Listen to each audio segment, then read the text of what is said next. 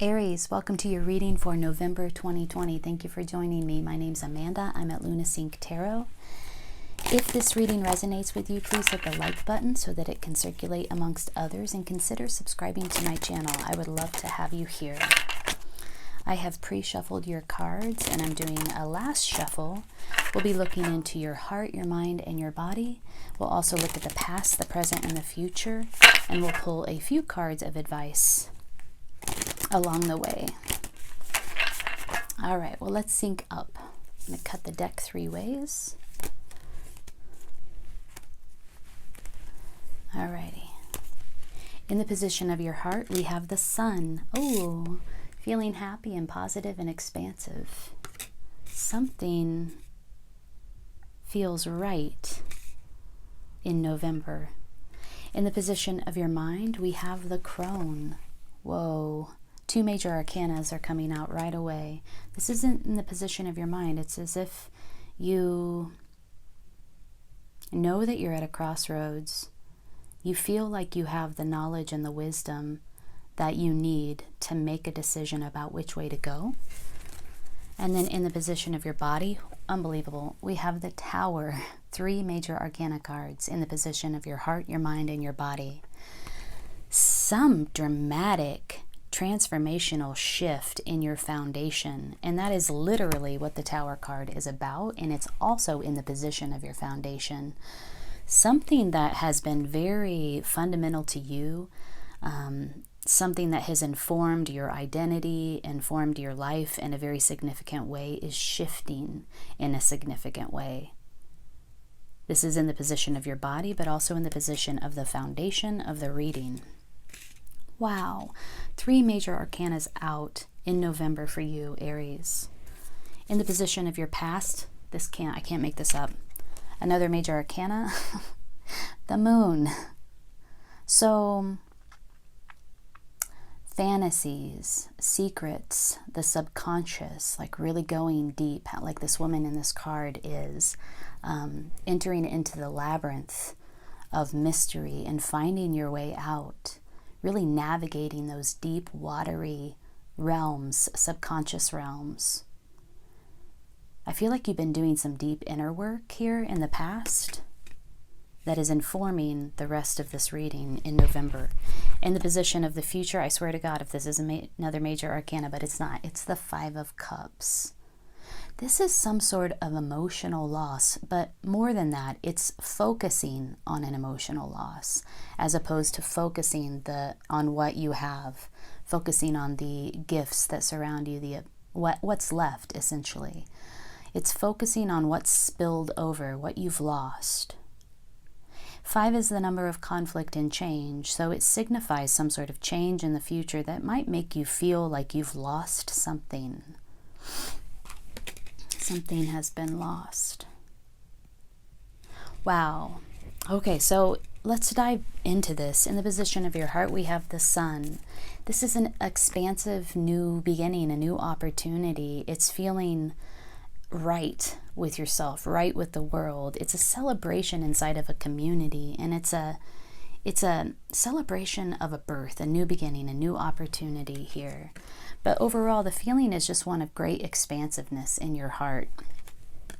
This is also the present moment. So in November, you will be feeling the sense of expansiveness.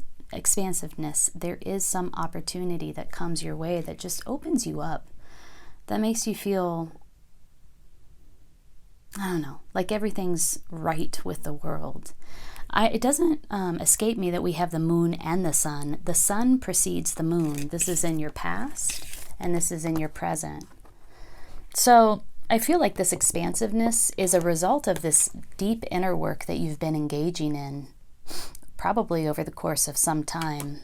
You know, it's no light thing to do this type of work. You have to go to the dark places. And it does feel like a maze. It does feel like a labyrinth. And when you're inside of this labyrinth, things are unclear. There's confusion. You're working your way through it, but you're not quite aware of where exactly you're at inside of this labyrinth until you find your way out. And then you have the perspective, then you have the insight. It's like hindsight is 2020, right? Oh, okay, that's what that was about, right? I had to do that. I had to see that before I could get to this place. That's what that's making me think of. The moon is preceding the sun. The sense of expansiveness that you have in November is a result of this deep subconscious, watery, emotional, dark night of the soul type work that you've done in the past. Now, in the future, though, we'll clarify this. What comes after the moon and the sun in the progression from past to future is this sense of loss. It could be that this is like the thing, right? This is the thing that you return to time and time again. It's like the half glass full versus half glass empty perspective. Which perspective do you choose to have? Which perspective will you take moving forward in the future? Because both perspectives are there for you. You could go either way. You could focus on what is lost, or you can focus on what surrounds you, the gifts that surround you, what you still have, the abundance that you still have, the fortune that you still have. So it almost feels like a call to action for you to make that choice. You have a choice about your perspective, how you choose to perceive this, or yourself, this thing, this issue in the future, in November. This is all playing out here. If there is a choice, if you are at a crossroads, the way that you think about it is, I feel like I have the wisdom inside of me to appropriately make this decision, to make the right choice for me. It's really drawing on your deep inner resources in order to make this decision about which path to follow. And that's how you see it. That's how you're perceiving it in November. And then finally, in your foundation, this dramatic, fundamental shift in something that's been with you for quite some time. So she's sitting on top of this tower. She's capturing these lightning bolts. There's a lot of energy here for you to harness and capture and channel in order to make this transformation. And this is in the position of your foundation for November. A big shift physically. This could have something to do with your health. This could have something to do with your home, your foundation, the foundation that has informed you, that has been fundamental to you throughout time in some really significant way. Let's clarify. Let's clarify the Five of Cups in the future. I'm going to use the Osho Zen deck to clarify here. Yeah, so the Five of Cups. The Cups is a suit of the emotions. So it's an emotional situation here. It's like an emotional reality that you're contending with where it comes to the Five of Cups in the future. Where do I put my focus is the question that's being asked, or the decision that you can make. Oh, this hair. Okay, flowering. Yeah, look at the abundance that surrounds this woman. She's sitting on the lotus flower. Her hands are open. She has a rainbow of colors surrounding her. And this aura, this magnificent aura, and things are just flowering around her. She's sitting in the middle of her own beautiful abundance in a very receptive posture. So if there is a choice about what to focus on, the abundance that surrounds you or the things that have been lost that you've had to let go of, this is the choice that you can make. Sit in your abundance. Focus on your abundance.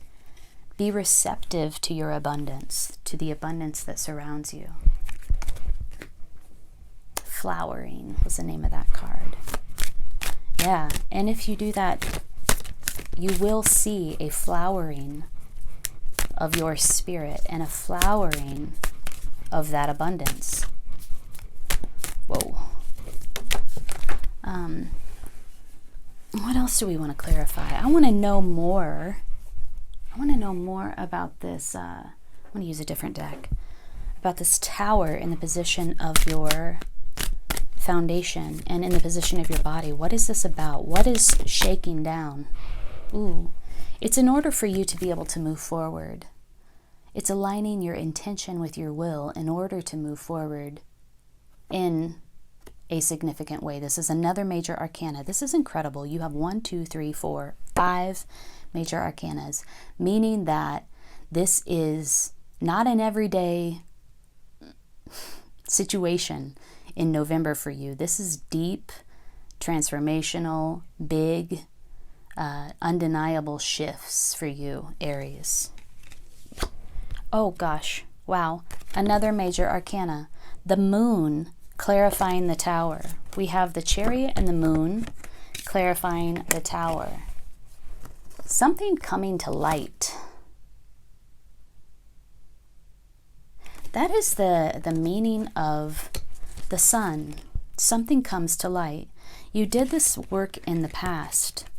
You made your way through the labyrinth. You entered the labyrinth, which by the way, congratulations. Many people don't ever enter the labyrinth.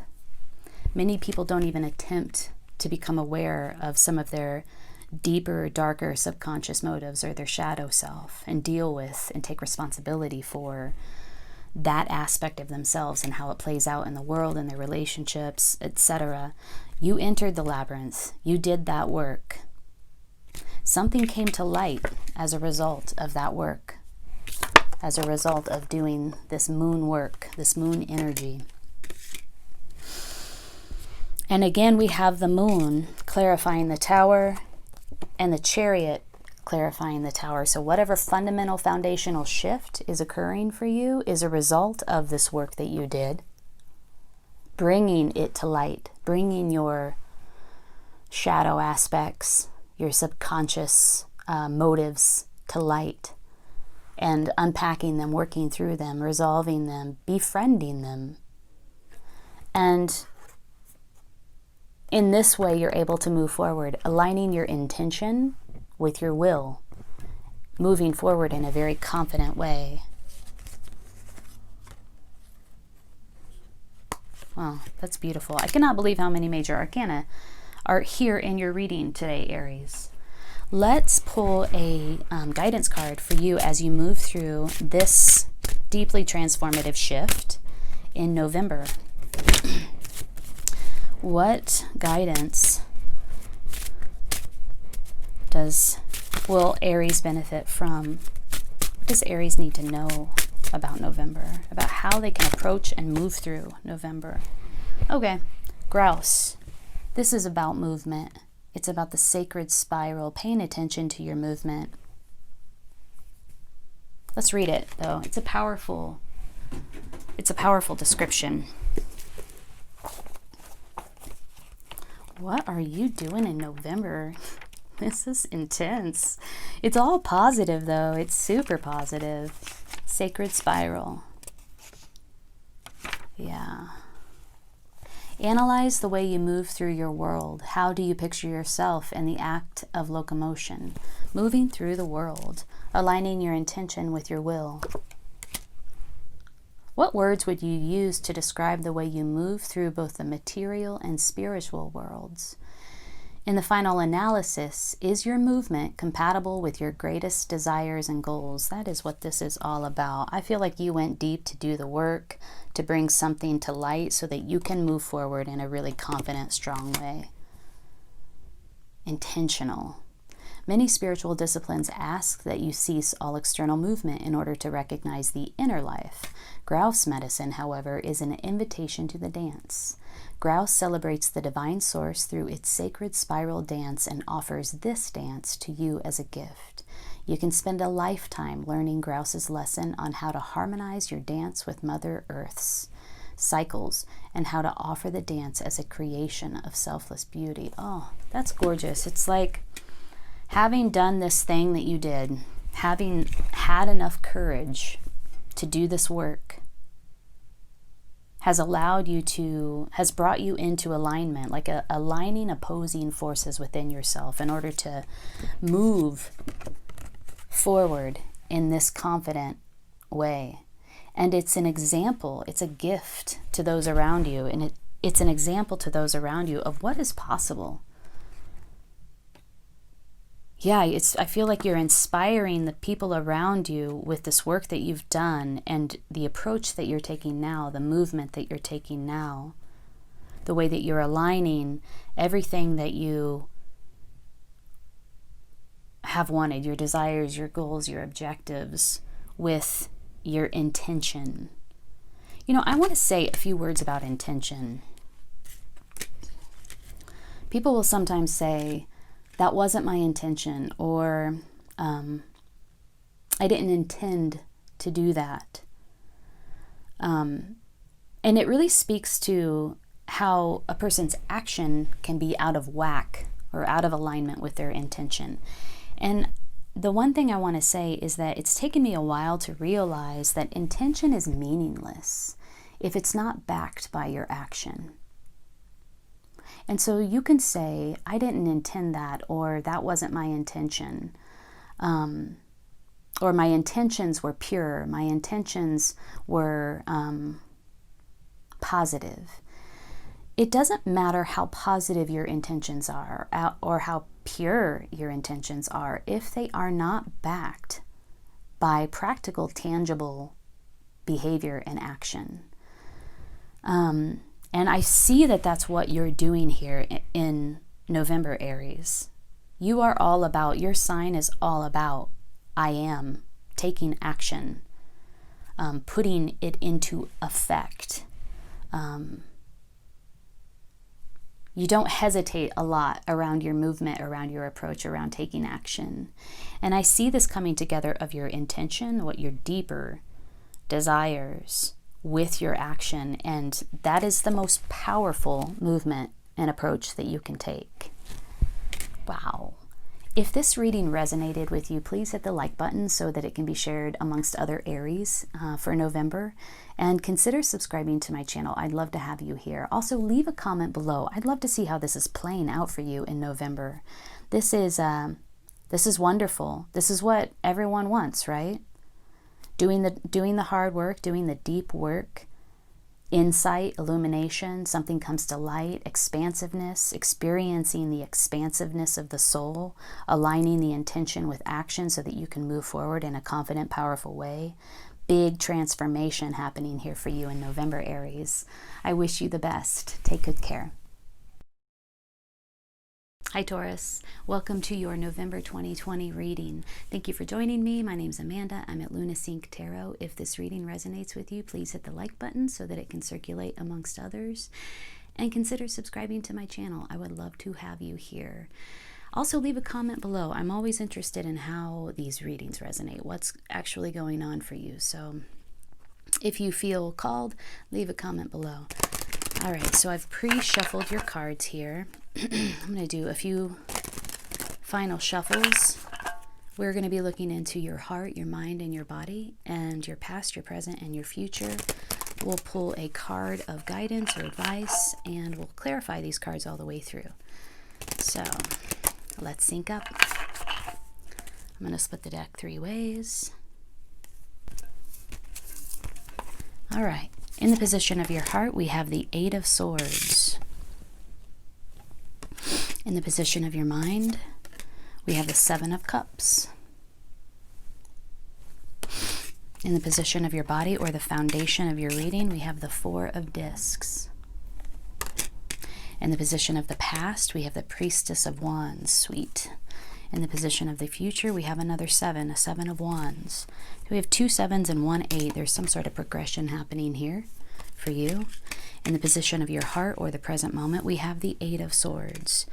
So this is a card of doing the same thing over and over again and expecting different results, essentially. And the thing that you're doing, the action that you're taking, is not appropriate for what you're attempting to accomplish. So look at how this woman is stabbing this brick wall with a sword. Not the greatest tool to get out of this confinement, right? And these crows above here are watching her and sort of laughing at her folly. And sort of this objective perspective of like, this is silly, this is ridiculous, what are you doing?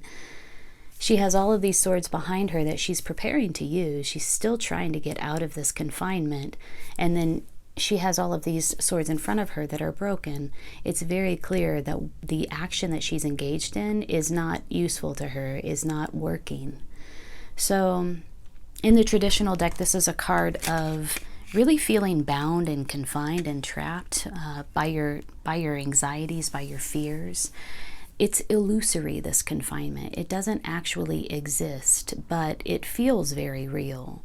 So in your heart and your present moment in November, you're feeling a little bit trapped by illusion, trapped by your mind, your thinking. It's sort of a limited belief system, limited perspective, something to keep in mind.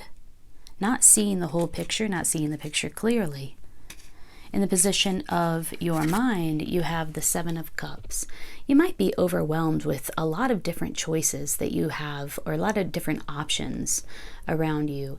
Really feeling like, I have a lot of options. I'm not sure which choice to make. I'm not sure which option to pursue. This could also be just a feeling of being very busy, having a lot to consider.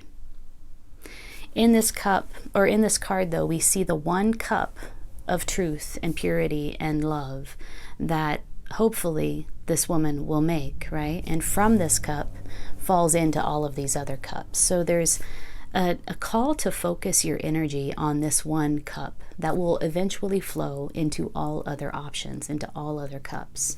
It could be that you feel like all of them are good options. All of them are, it could be responsibilities. They're all in your field, in your house. They're all things to take care of.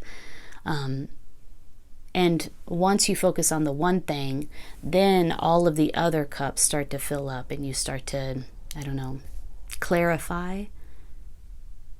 This is in the position of your mind. Having a lot of options, having a lot of choices, maybe feeling overwhelmed. Again, this card here, the Seven of Cups, can also be about illusion. So we have two cards that speak to illusion. So this one feeling bound by your fears and your anxieties, feeling very constrained, feeling restricted or limited. And it's happening on the mental plane. It's in your heart, but it's illusion. You're not actually bound. This woman could probably easily use these swords to jump over, to climb over this wall. Instead, she chooses to stab the wall. So engaging in some sort of activity or action that's not beneficial to you and doesn't make the most sense. And then illusions around which cup to choose. All of the cups in the traditional deck are filled with all kinds of sort of illusory options. So yeah. In the heart and the mind, two cards that speak to illusion, constraint, limitation, restriction, overwhelm, choices. In the position of your body or your foundation, we have the Four of Discs. What needs to happen here is a creation of a space where you can get very grounded and very clear. That is what this woman is doing in this picture.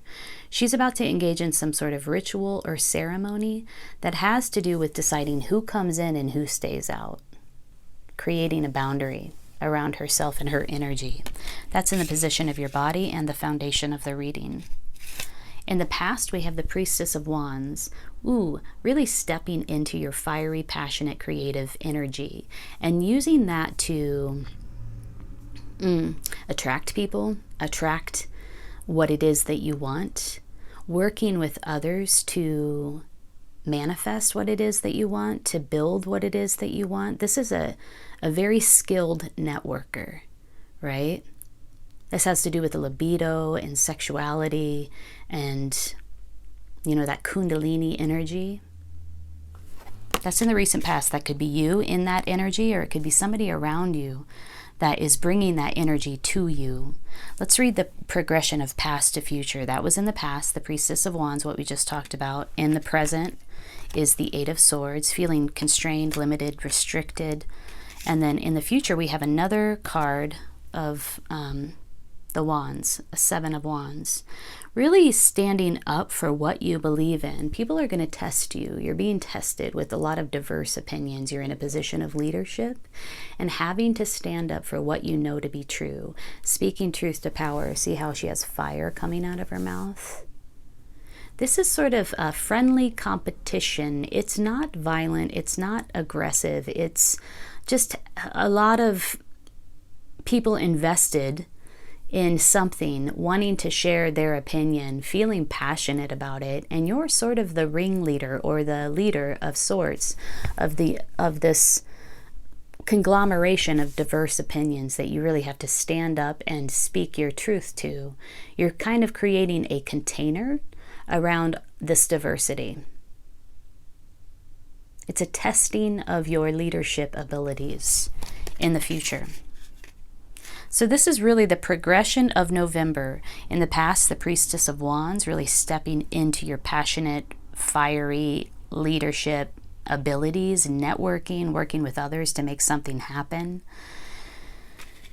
In the present, feeling limited and restricted, like, you know, I keep doing this thing, but it's not working. And almost limited by the action itself. Like, I feel compelled to keep doing this thing, but it's not actually working, and I'm not quite sure how to make it work or how to solve this dilemma I'm in.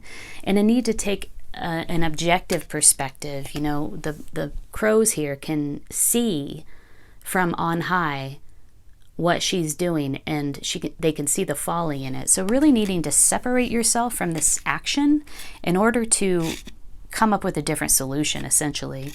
And then leading, like really putting into play this energy here in the past and acting it out with others. This is the implementation of this energy in the future, in the near future. All right, let's clarify some cards. What is this Eight of Swords in the present moment and in the position of the heart about for you, Taurus, in November?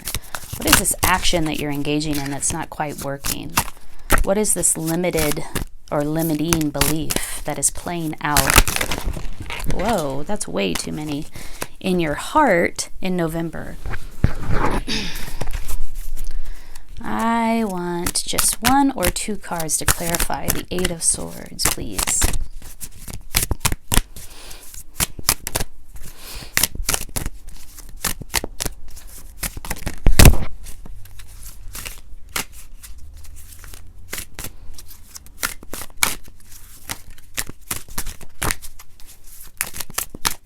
So in the foundation here, of course, we have two cards clarifying. We have the Knight of Pentacles and the Seven of Wands again. We have the Seven of Wands in the near future. So the Knight of Pentacles, slow moving, methodical, really thinking about things, thinking about your course of action. The course of action is very slow. It's almost sometimes stagnant, right?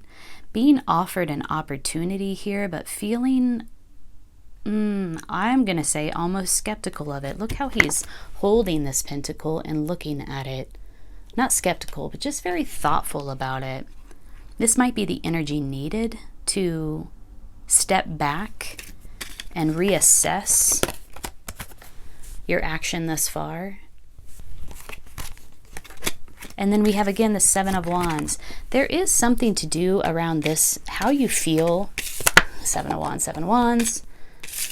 How you feel about this action. This might be the dilemma. This might be the thing that you feel constrained and restricted and confined around. Like, how do I step into this leadership role, and how do I corral all of these diverse opinions? It's a card of defense. How do I maintain my integrity? How do I maintain, or how do I protect my truth? How do I defend my truth? How do I defend what I know is real and true and maintain my integrity while speaking my truth and also being receptive to diverse opinions? That's a trick, right? That's a real skill. So that might be the dilemma here in the position of your heart, the Eight of Swords, the thing that you're like, you know, I've done this one way in the past and it hasn't worked. So how do I do this thing that I just described more effectively? And really taking a look at it. Methodical, thoughtful approach to this dilemma. All right. Let's clarify. Let's clarify the Four of Discs. This is in the position of your body and also in the position of the foundation of the reading. I get a sense that this is what needs to happen. It's more of this energy, right? More of this energy. Setting your boundaries, decide who comes in and who stays out. Engaging in some sort of thoughtful ceremony or ritual so that you can really clarify how to move forward with this and problem solve. This is really, feels like a problem solving that's happening here in November for you around leadership, speaking your truth. Ooh, yeah. So the world, you will be successful in this. This is a completion from one phase of your development to another. This is a victory. This is achievement. This is a coalescing of everything that you've learned, a distilling of all knowledge into wisdom in order to move on to the next phase of development, next leveling it. Right? So that's what is needed in order to achieve this victory, in order to problem solve, in order to solve this problem. Right? There's a victory here, an achievement here, but there's a process that you have to engage in, and it's a slowing down process. It's a setting of boundaries. It's a really looking at this thing methodically and thoughtfully and taking a slower approach. Ceremony, ritual. All right, let's pull a card of guidance for you in November around this issue. What does Taurus need to know in November 2020? Some support for Taurus. Porcupine. I think this is defense. Let's read about it. Oh. Okay, gotta get my book here. Innocence.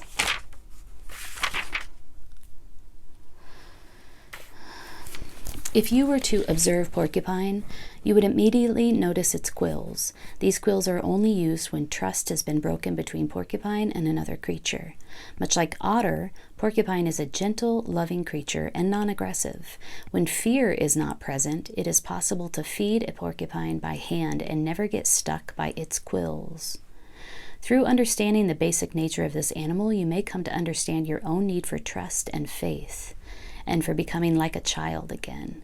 In today's society, this is a needed reminder to honor the wonder of life and the appreciation of each new day as an adventure of discovery. Porcupine sat silently, looking at a hollow log. She wondered if it was a playhouse that nature had created just for her. Porcupine envisioned all the things she could do with the log. She could climb on top and make the log roll from side to side. She could go inside and see if there were any juicy worms for her dinner.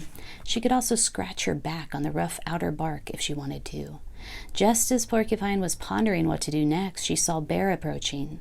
Bear was big and black and looking for honey. "Oh, another playmate to share my log," she thought. "Hello, Bear," she cooed. "Do you want to play and share my log with me?" Gruff old Bear snorted. "Porcupine, don't you know that I'm too old to play? You're in my way. I'm looking for honey. Go away." Gruff old Bear snorted. "Porcupine, don't you know—" Oh, sorry. I just read that. "Why, Bear, you're never too old to play," she replied. If you forget what it was like to be a cub, you'll always be as impatient and gruff as you are now." Bear began to think about what Porcupine had said. Maybe she was right. All the other creatures had run away from Bear in fright. Even the bears had turned up their noses when he growled at them. This little porcupine was certainly trusting him not to eat her. She even offered to be his friend. The old bear looked at Porcupine and began to feel something move inside of him. He started to remember the games he had played as a cub. Ooh, this might be your solution. Play. This might be part of your solution. To free up that fear by playing, by engaging in some sort of play that connects you back to your childlike wonder and innocence. Okay, where was I? He started to remember the games he had played as a cub. Joy started to live in him again. Little Porcupine, you have reminded me that in becoming strong and seeking answers, I got caught in trying to be an intellectual. This is interesting. I became afraid of what others would think if I dropped my mask of gruffness. I was afraid they wouldn't take me seriously anymore. You've taught me that in being a fuddy-duddy, I was causing others not to care for me. Thank you. I'd love to play with this old log. So it's kind of funny. And so it was that Bear became childlike again and learned the innocence of Porcupine. In choosing the Porcupine card, you've given yourself a gentle reminder not to get caught in the chaos of the adult world where fear, greed, and suffering are commonplace. The medicine in this card is that of relief from seriousness and severity. Open your heart to those things that gave you joy as a child. Remember the preciousness of fantasy and imagination, and making of some game or toy from nothing but scraps. Honor the playfulness of spirit that lets everyone win. That's a cool little story. I get a sense that feeling very serious about this responsibility that you have in November. Here's the progression from past, present to future. How do I do this thing? How do I accomplish this thing? How do I approach this thing? The thing that I'm doing hasn't been working. Feeling very serious about your problem here and trying to find a different solution. This is a card of doing the same thing over and over again, achieving the same results while expecting different results. And what's needed is a reconnection to the things that brought you joy and wonder in your childhood, a reconnection to your inner child, a play, moving slower, taking some time, a thoughtful approach, right? Play, reconnecting with your inner child. Creating a space where you can ritualize or ceremonialize something, deciding who comes in and who stays out. And again, this is a slowing down so that you can really begin to approach this issue with more thoughtfulness. And inside of this approach is a victory, is a sense of accomplishment.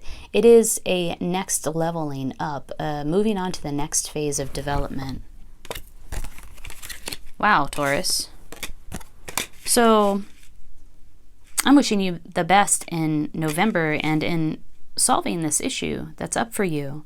I do get a sense that you will be successful with it. And there are some, several pieces of prescriptive advice that came through, which is the creating a space, slowing down, being more thoughtful, being more methodical in your approach, having some fun, reconnecting with yourself, with your inner child.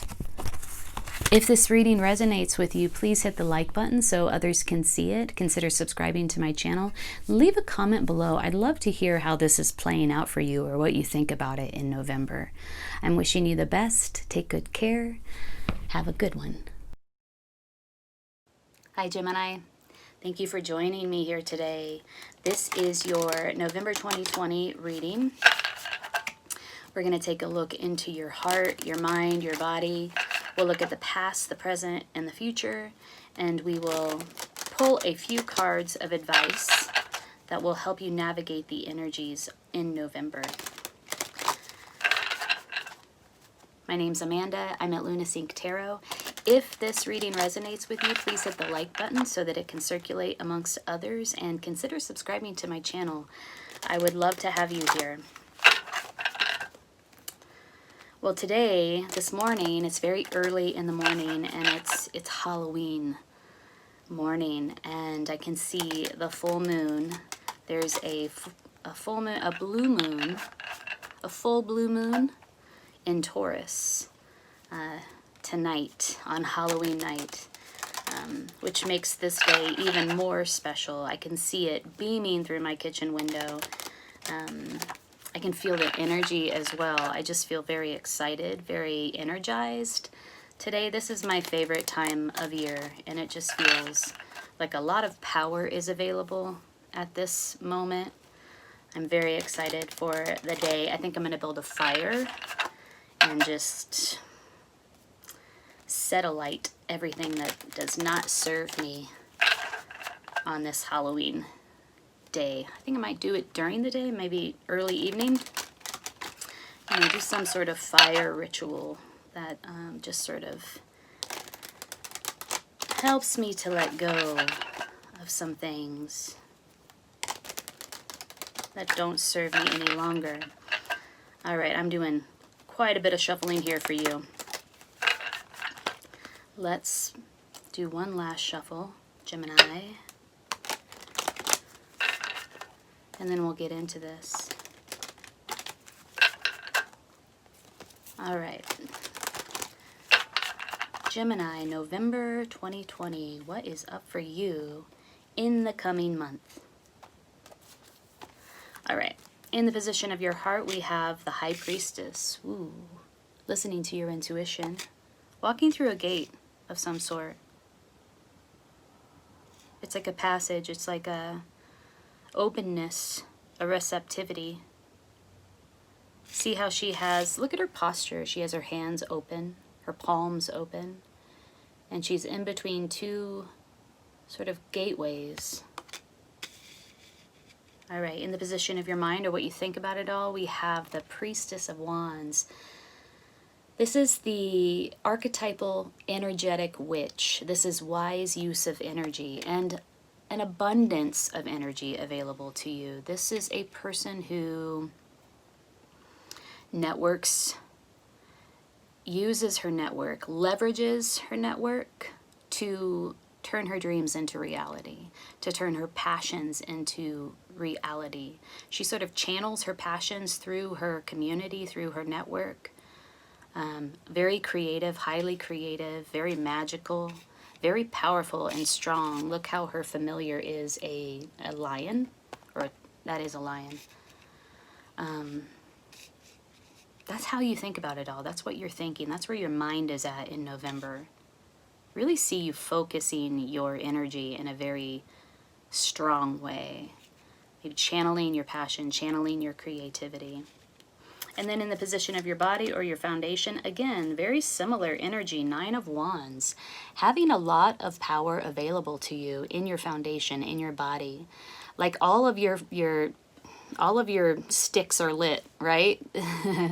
That's a lot of energy available to you. And it's like Kundalini energy. It's energy associated with your libido, which is very creative and very passionate. It's root chakra energy. So reproductive organs, sexuality, all of the like the foundational learning that you had as a child stored here in this place. But in general, this is just having a lot of energy available to you and sitting very strongly inside of it. So it's not wasting your energy. It's not willy-nilly spending your energy. It's not fragmented energy. It's very holistic. You're very in control of the way that you're spending your energy at this time. This is in your foundation, in your body. Let's look at your past. Ooh, the moon. So we have 2 major arcana in this reading. Something is hidden. Something was hidden in the past. You had to go deep to bring it to light. This is a immersion in the watery depths of your emotion, It is a initiation of some sort of emotional initiation, and entering into the labyrinthine to find the thing, to find the missing piece of information, to find that thing that you need to unlock some higher knowing. So you could have been really deep in your feels, but more than that, like very intentional about it, doing some deep emotional work. You know, the moon card can be a scary card. When you're in the maze, when you're in the labyrinth of your emotions, it's confusing, it's murky, you don't know which way is up, which way is down, you're directionless sometimes. It can be very confusing, very unsettling work. But it's the most important work to do. And you did it. You're either doing it or you did it in the past. And then in the future, we have the Son of Wands. This is a gorgeous card. It's so fun. It's having a personality around you, or being that personality that is really just focused on having a good time, having fun. But it's in service to others, right? So you're entertaining others. This is your function.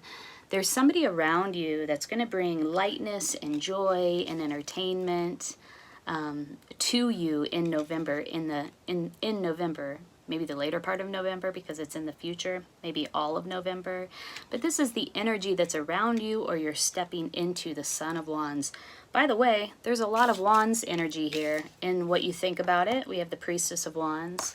In the future, we have the Son of Wands. And in your foundation, we have the Nine of Wands. So passion, creativity, like these are, the suit of wands is the entrepreneurial suit. Sometimes it's associated with career, a new opportunity in the way of career, or a new opportunity in the way of vocation. So it could be that you're getting something that you've been passionate about for a long time off the ground, and you're harnessing your energy in a very wise and powerful way to push this thing forward, to push your creative passion forward. From the past to the future, we have the Moon, the High Priestess, and the Wands. This deep, emotional, watery work sunk deep into your feels in the past, in the present, and also in the position of your heart, the High Priestess, an initiation of some sort. Like you did the work, and now there's you're about to be initiated into something. Look at this gateway back here. Initiated to the next place. And adopt an energy of receptivity and quiet so that you can listen to your inner wisdom, your inner knowing, because this card is about intuition. It's also about a decision. It's like, it's 11, right? So it's walking through the door, walking through the gateway. It's an initiation into something new. And then in the future, the Son of Wands. Whatever this is, if it's you entertaining others, bringing this energy to others, and then being fed with that energy as well, sort of this feedback loop of this positive energy, happy, laughing, joyous. This could be the creative, passionate thing. Maybe you love to make people laugh. Maybe you love to entertain people. You could be an artist that is about entertainment, like a performance artist. It's that quality of energy in the future. Well, this is really nice, Gemini. Let's clarify. What should we do here? Let's use this deck. All right. What is this initiation about? What is this initiation in the place of your heart and also in the present moment? Oh, a new emotional beginning.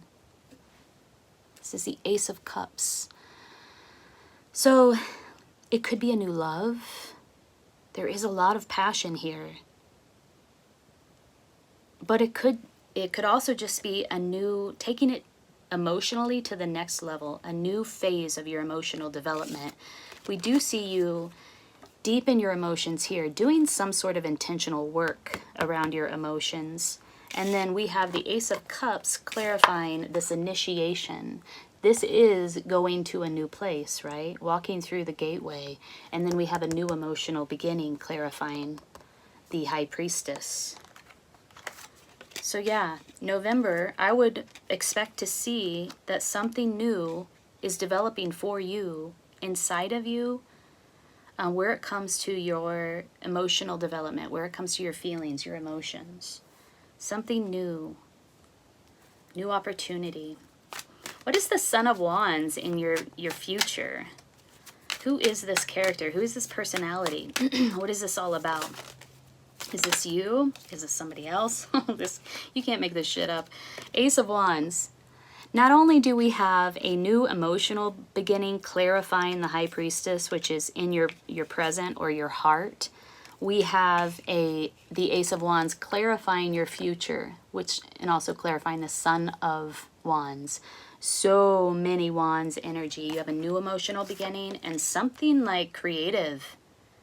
Some new pursuit, entrepreneurial pursuit, some new opportunity in the way of your passion, what you're really passionate about, or some creative opportunity is in store for you in November. We have 2 aces, new beginnings. Now look, this doesn't evade me. We have the High Priestess, which is 11, and the 2 gateways here. And then again, we have 2 ones here. 1, 1, 1, 1, 2 gates, 2 cards. This is all about taking it to the next level, an initiation of some sort, a new beginning, walking through the gateway. Yikes, that's cool. Okay. Priestess of Wands. Tell me more about the Priestess of Wands and what you think about it all. How you think about it. Is this you? Are you stepping into your Priestess of Wands energy? Stepping into your power, for sure. Ooh, the Lovers. This could be, okay, so this is in the position of what you think about it all. The Priestess of Wands. This could be somebody you're thinking about specifically, a person in your life, a new lover in your life that is bringing this energy to you, because we have the Lovers card here. If this is you, if this is the energy that you're embodying, or who you want to be, or the energy that you're really focused on, the energy that you want to step into, your power, the Lovers card means more than lovers, means more than a love situation sometimes. Sometimes it means a unification within yourself. Really unifying the fragmented parts inside of yourself and coming together in a very focused way. It could be a love situation as well. It could be that somebody like this has come into your life or will come into your life in November, and it is a straight up soulmate love situation for you, and you know it, you're aware of it. It's like you did your work. In your present moment, in your heart, you have this initiation into something new. You have a new emotional beginning. This is sometimes seen as a new love card, right? It's also seen as a love or self-love card, because it is taking yourself to the next level, letting go of a past way of doing things emotionally, entering into a new phase of your emotional development. And then we have the Ace of Wands, which is a new career opportunity, a new, the manifestation. Is it the manifestation? No, it is like the beginnings, the hope. It's beyond hope. It is starting to manifest. It is starting to become tangible, but really it's like a new opportunity in the way of vocation, career, passion, creativity. That's lovely. Okay. Let's look at the moon in the past. What was this situation like for you? What type of work were you doing here? What came to light, basically? I just saw turning in, which is a card of meditation. Oh, my hands are all fumbly. Here, let me get a grip. What was this moon energy like for you? Something came to light. through your own intentional work. Ooh, gosh, this is gorgeous, Gemini. This is a gorgeous reading. Source energy, the creator. Again, very fiery energy. Look at all of this fiery, passionate, creative energy surrounding you. This is incredible. Look at all these wands. Wow. Digging up, unearthing, getting reconnected with your source energy. Again, remember when we talked about the root chakra, which is here, this Kundalini energy, which is the source of your creativity. Something about doing this work, remember this clarified the moon, this emotional work, really made you become very aware of getting reconnected with your own inner power. Wow. Beautiful. Put these cards back in order. I want to pull a crystal card for you. So now we're at the point where we are pulling cards of advice, guidance, how you can harness these energies in November or navigate these energies in November. So let's work with the Crystal Wisdom Healing Oracle by Judy Hall. For Gemini in November, guidance for how they can best work with this beautiful energy that's available to you in November. Ooh, selenite. I have a selenite wand next to my bed. I love it. I think about it as sort of clarification, like a purification and a clarification crystal. But let's read about it. Let's see what they have to tell us. Divine light.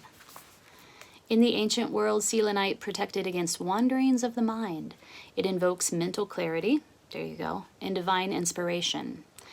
Self-understanding. Spirituality is vital for you. You are a translucent soul who moves fluidly through time. Use insights wisely. Avoid confusing past with present. You see into people's hearts to what motivates them. Do not be manipulated or too eager to please. Stand by what you know. You have the gift of clarity and mental flexibility with the power to make excellent decisions. And then here's the divination. A situation is unpredictable no matter how solid it appears. Be prepared for challenges and changes. Banish confusion. So clarity is really important. Whatever you can do to bring about clarity for yourself on a daily, regular basis. Remember I saw that card turning in, that flipped up, and then we have the High Priestess, which is all about really getting quiet and listening within. Will help you to bring clarity to your situation in November. Let go of something dear to you. Parting does not mean loss of love. Reconciliation is possible. Make the first move. Overhead conversations enlighten you. And then this is the healing insight. Being in the flow strengthens your well-being. The frequency is exceptionally high. The chakra is highest crown, soul star, and stellar gateway. The timing is Taurus and Cancer. The soul path is shining divine light on the earth. So if you can, if it's possible for you, pick up a selenite wand. They're very inexpensive. You can find them online. You can also find them at your local gym or metaphysical shop. They're everywhere. They're literally everywhere. And you can get giant ones. Hold on one second. Let me show you mine.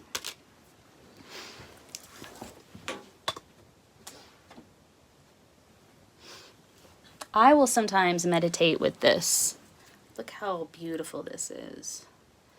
I also love the natural end of it. So I like to think about where it was in the earth. But yeah, I will sometimes meditate with this across my lap. And it just feels really good. It feels good to hold in your hand. You might pick one of those up and just work with the energy. I just dropped a bunch of cards down. All right, let's pull another card of advice for you. Or approach. Let's work with the medicine cards here. Sams and Carson. overall, November looks like there is a lot of power available to you at this time in this month. You could have a new love opportunity come into your life. It could be that you're unifying fundamental aspects of yourself and stepping into this, stepping into your power in some way. You do have a lot of energy available to you, and you're using that energy and that power wisely. We have Moose. Moose came up. Self-esteem. And, oh, look, 11. I don't know, 11's significant for you, Gemini. Look. And Gemini is the twin, right? So there's two of you, two sides. So 11, 11. And then these two ones that clarified. 11, 11, 1, 1, 1, 1, 1, 1, 1, 1, 1. Lots of ones here. There's a gateway, there's an initiation of some sort, there's a next leveling of some sort. And then Moose is 11 as well. So yeah, it's about self-esteem.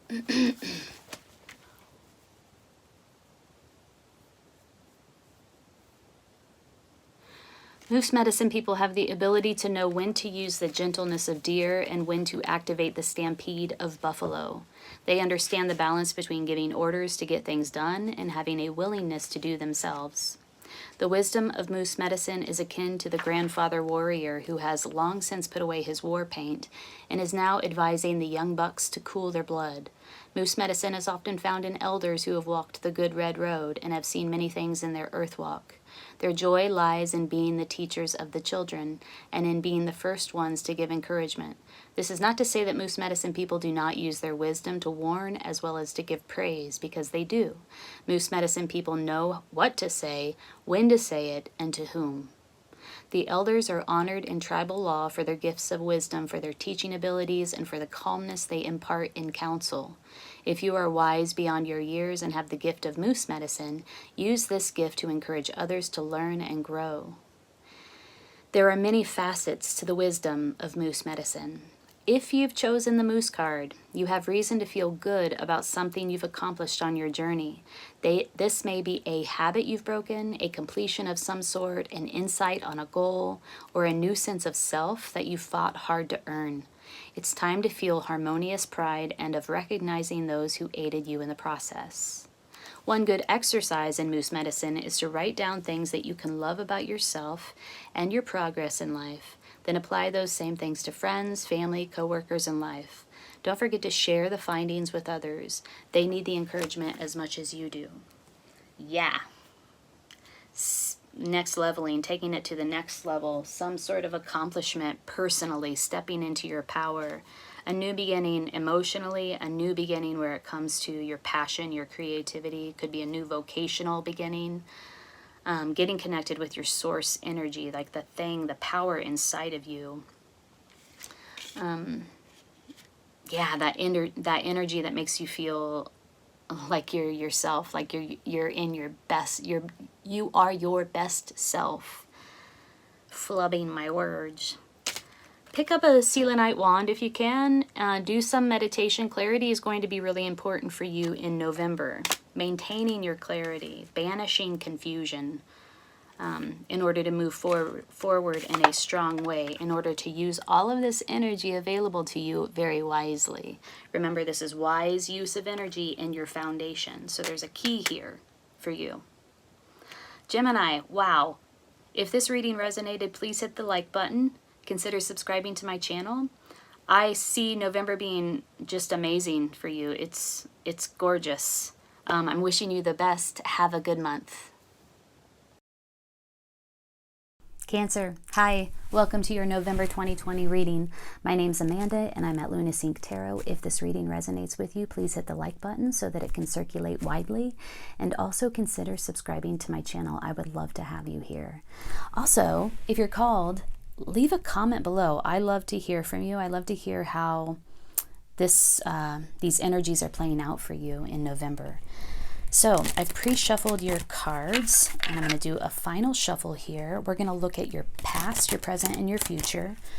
We'll look at the state of your heart, your mind, and your body. And we will pull a few cards to clarify and a guidance card at the end. So let's see what's going on for you, Cancer, in November. Let's sync up. I'm going to cut the deck 3 ways. All right, in the position of your heart, we have the 2 of Discs. Ooh, making a decision about something tangible, home, career, family. Also very busy, juggling very well. Juggling all of your responsibilities, very adept at managing all of your responsibilities. You see how this woman has twins, and she's nursing twins, but she's very grounded. Look how strong she's standing on the ground, how firmly she's standing on the ground and looking directly at you. And there is is that a waning moon or a waxing moon? I wish I paid attention to the directions of these moons, but it's a crescent moon, let's put it that way. So I bet it's waxing. I bet it's building in power. If somebody knows the direction, let me know in the comments below. There are 4 trees in the background here, which is the number of stability. And 2 is sort of a unification, a coming together of 2 opposing forces. And I see you standing in your heart very firmly, very grounded in whatever decision you have to make or whatever responsibilities you are juggling. Very adept at multitasking, essentially. That's in the position of your heart and in the position of the present moment. In the position of your mind, we have the Tower. Wow. You know that there's some big fundamental shift that's happening around you inside of your life at this moment. It has to do with a shaking to the core, some perspective, some idea, some identity, something that's been foundational to you throughout your entire life. It could come as a surprise. But I feel like you're aware of it because it's in the position of your mind or what you think about it all. Like you're like, okay, I know this is happening. This is a big shift for me. This is a big transformation, but I am grounded. And it's supporting you in being grounded through this time. Really juggling all of these intense responsibilities and these energies that are surrounding you in November. In the position of your body, oh, lovely. And in your foundation, the foundation of this reading is the Priestess of Wands. Woo, I love her. She is my favorite personality. Either you're stepping into this energy or somebody's bringing this energy to support you in your foundation. But the Priestess of Wands she's the archetypal witch, right? She is the archetypal energetic witch. She knows how to use her energy very wisely. She knows how to work with others to achieve her goals. She's the woman that walks into the room and all eyes gravitate toward her because she is just vibrating with this like magical, powerful energy. Just the wise use of energy. Creative, passionate, good networker, leadership abilities. She is a queen, and that's in your body and in the position of the foundation of your reading. So it's this energy that you're tapping into.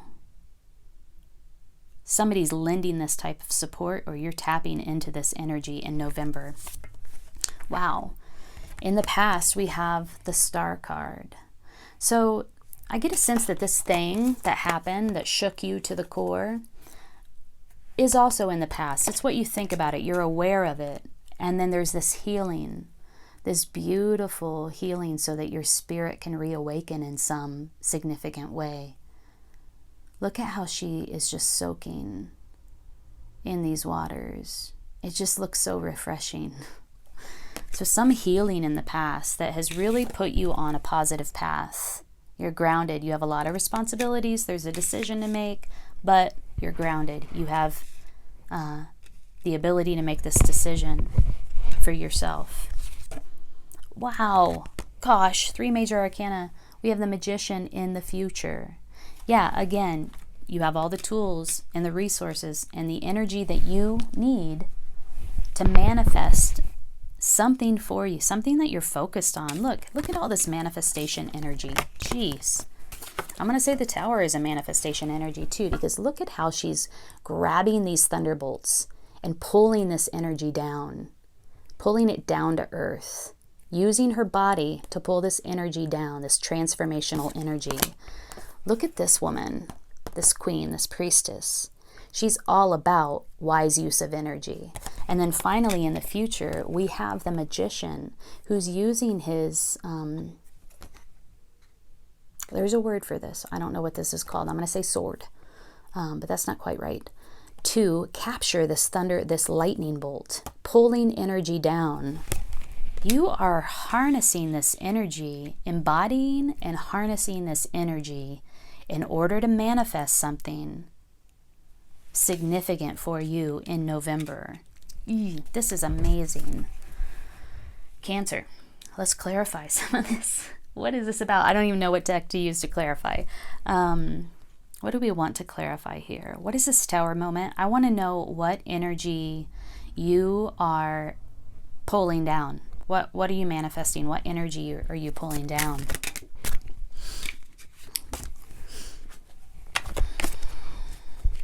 Three major arcana cards. This is a big shift for you. This is a big transformation. Ooh, wow, okay. Those like came out in a really intense way. The Chariot. These are the three cards that came out. We have the Chariot. We have another Two of Wands, making a decision. And then we have the Three of Swords. Could be that you went through some sort of heartache, heartbreak that sort of kicked off or triggered this healing for you in the recent past. It could have been that this heartache was the Tower moment that you had in the past that you're aware of now, and you're kind of using the energy of this moment to catapult you into something greater. Could be. Two of Wands, again another two, making some sort of decision that affects you tangibly in the tangible world, in the 3D world, but also putting your plan into effect. It's like you've created a plan, you had the idea, and now you're putting your plan into effect. You're thinking about what the possibilities could be. What are the possibilities? See how he's holding the world in his hand? It's really, really exploring that mentally. What are the possibilities here? And this is all clarifying the thing that the energy that you're pulling down, right? Look how she's pulling this energy down. And he is pulling this energy down in order to manifest something. Aligning your intention with your will in order to move forward in a confident, powerful way. Integrating opposing forces in order to move forward like this inside of this vehicle. Wow.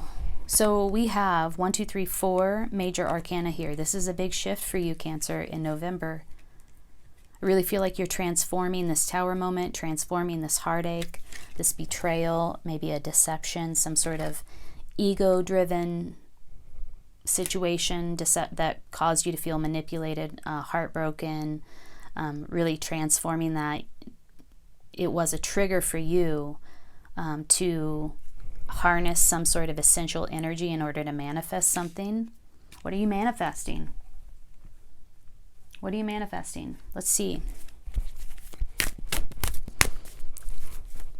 A new opportunity for sure with the Two of Wands.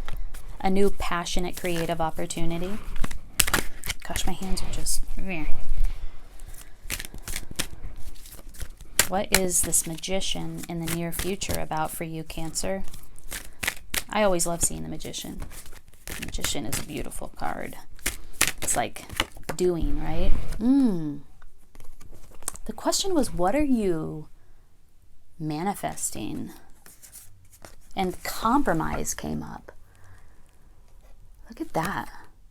It's 6. 6 is the number of success, achievement, victory. Can also be ego as well. The recognition of an equal exchange of energy, an equal give and take, receptivity balanced with generosity. What comes in goes out, sort of balancing that flow of receptivity and generosity and equal exchange of energy. In this deck, though, compromise is about, well, we all know that compromise can be beneficial and it can be detrimental. It's important to make compromises, especially when you're inside of a relationship, but compromises must be healthy for you and for the other, for your partner. So there's a difference between healthy compromise and unhealthy compromise, and there's some call for you to focus on that flow of reciprocity and generosity, and where you might make compromises and how those compromises serve you to your benefit or to your detriment. This is interesting. That's an interesting card to clarify the Magician.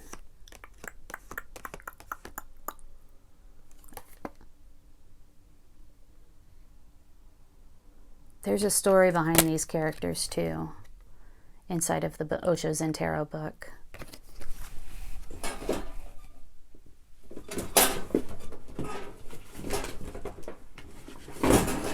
I'm going to read it. I'm going to read it to you. We got to read this.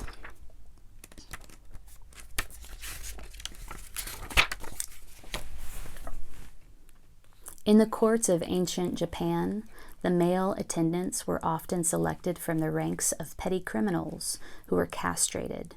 Because of their intimate familiarity with the activities of the court, they were often at the center of political and social intrigues and exercised a great deal of power behind the scenes.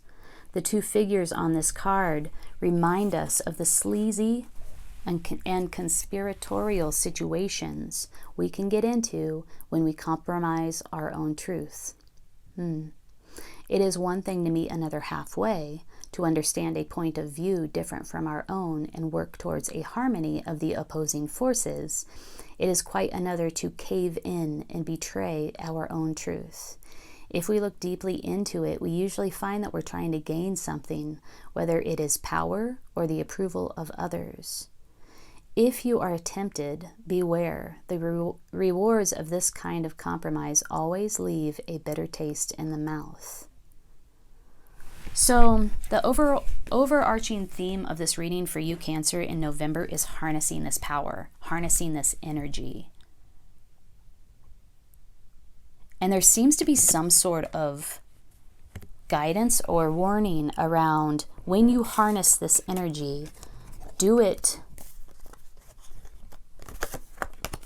in truth to yourself. Do it to illuminate and to empower your own truth.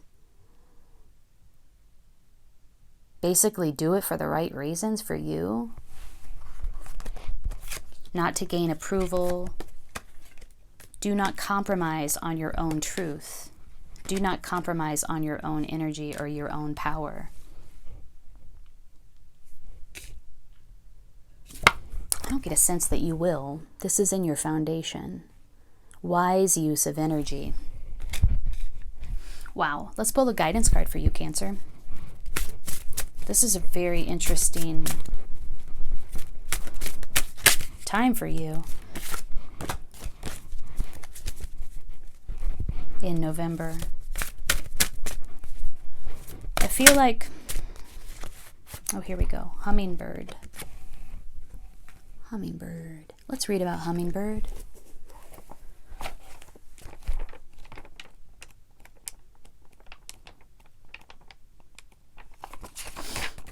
Joy.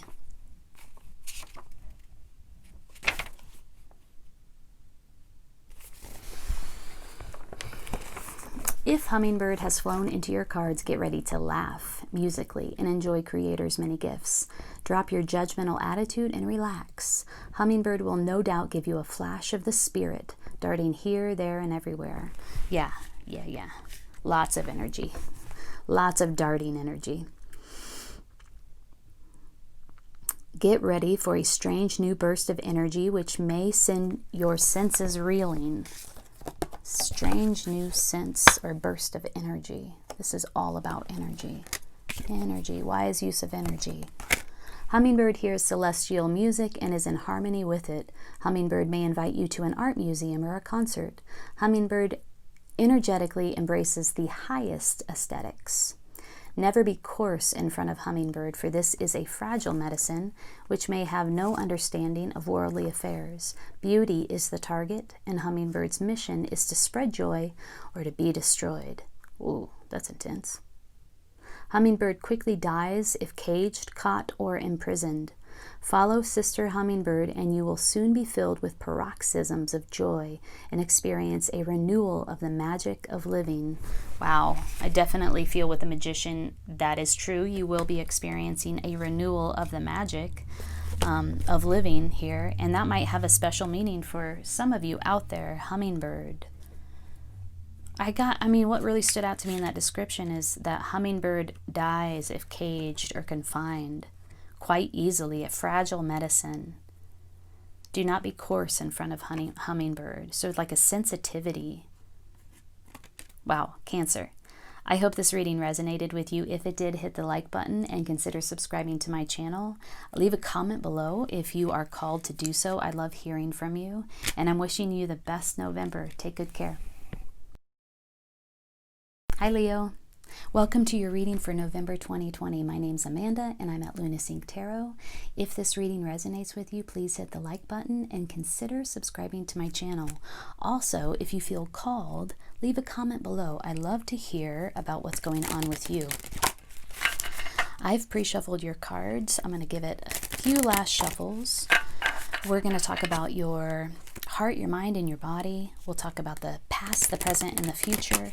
And we will pull a few cards of advice for you along the way and see what's up with you in November.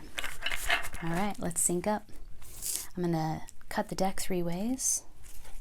Oops. All right. In the position of your heart, ooh, beautiful. 6 of Wands. Standing in perfect equilibrium inside of your power. A lot of fast-moving action happening here, but you are balanced inside of it. Balanced and powerful. That's in the position of your heart. 6 is the number of success, achievement, victory. Wands is the suit of passion and creativity. So maybe feeling very creative, very passionate, and successful in that energy. A lot of passion, a lot of creativity, and feeling strong inside of it. Very balanced, very powerful leadership qualities happening, emerging here in your heart. In the position of your mind, we have the 4 of Discs.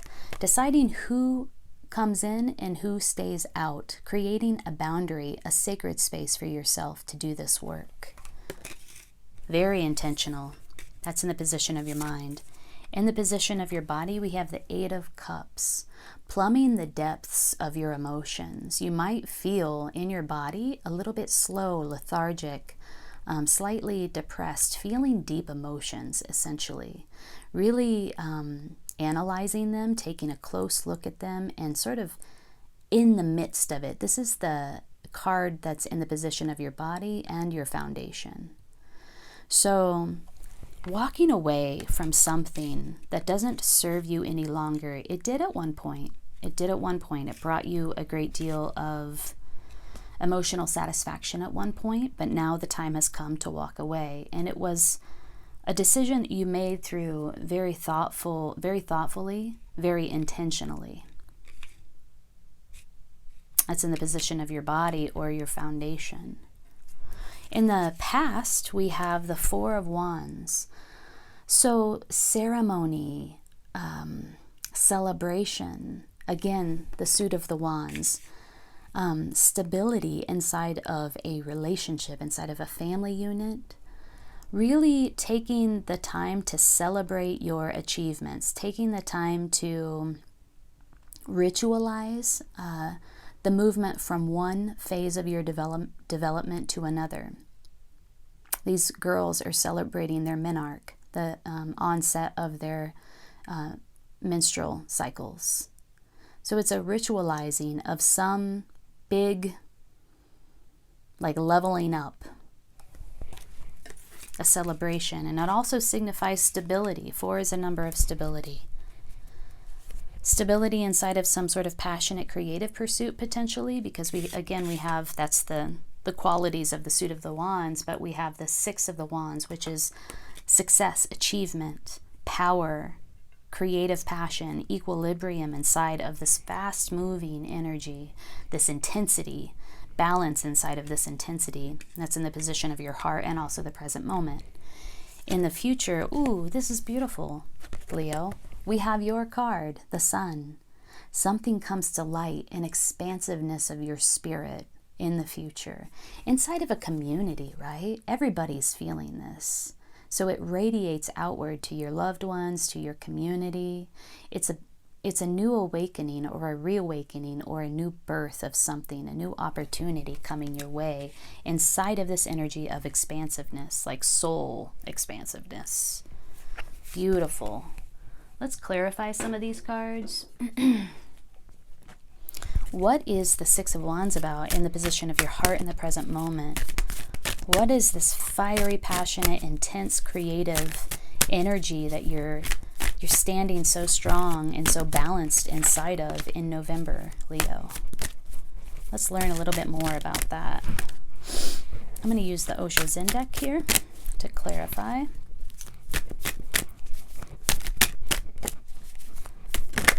Ooh. Wow. 2 major arcana. Silence and existence. Something new is absolutely on the horizon that will require, and I think this is probably how you're keeping your balance, this creation of this sacred space, deciding who comes in and who stays out so that you can get quiet and open up, sort of achieve this receptive energy, open up to this receptive energy in order to welcome in this new expansive way of thinking, way of being, new opportunity in some way. Wow, anything is possible, pure possibility. Yeah, I really get a sense that you're harnessing something. We have 2 fours in this reading. We have the Four of Discs and the Four of Wands. Like I said, 4 is about stability, ritual, ceremony. Both of these cards, as you can see, the people inside of them are engaging in some sort of ceremonial ritual. Harnessing this creative, passionate energy so that you can have this new beginning. You're like harnessing this energy to bring this thing into reality. This is the Magician card in the traditional deck, and the Magician is all about using the tools and the resources around them to manifest something into reality. Something new is coming, and you know what it is because you've been involved in creating it and bringing it down to earth. Let's learn about the Eight of Cups in your foundation. This is walking away from something that once served you, once brought you a great deal of emotional fulfillment, but it's sort of run its course. And now it's time to move on simply because of your own evolution and your needs are changing. It's also sort of plumbing the depths of your emotions. Sometimes physically, it can manifest in the way of fatigue, lethargy, depression, deep emotions that you're holding these deep emotions in your foundation and in your body. Let's look. What is this Eight of Cups about? What are you walking away from?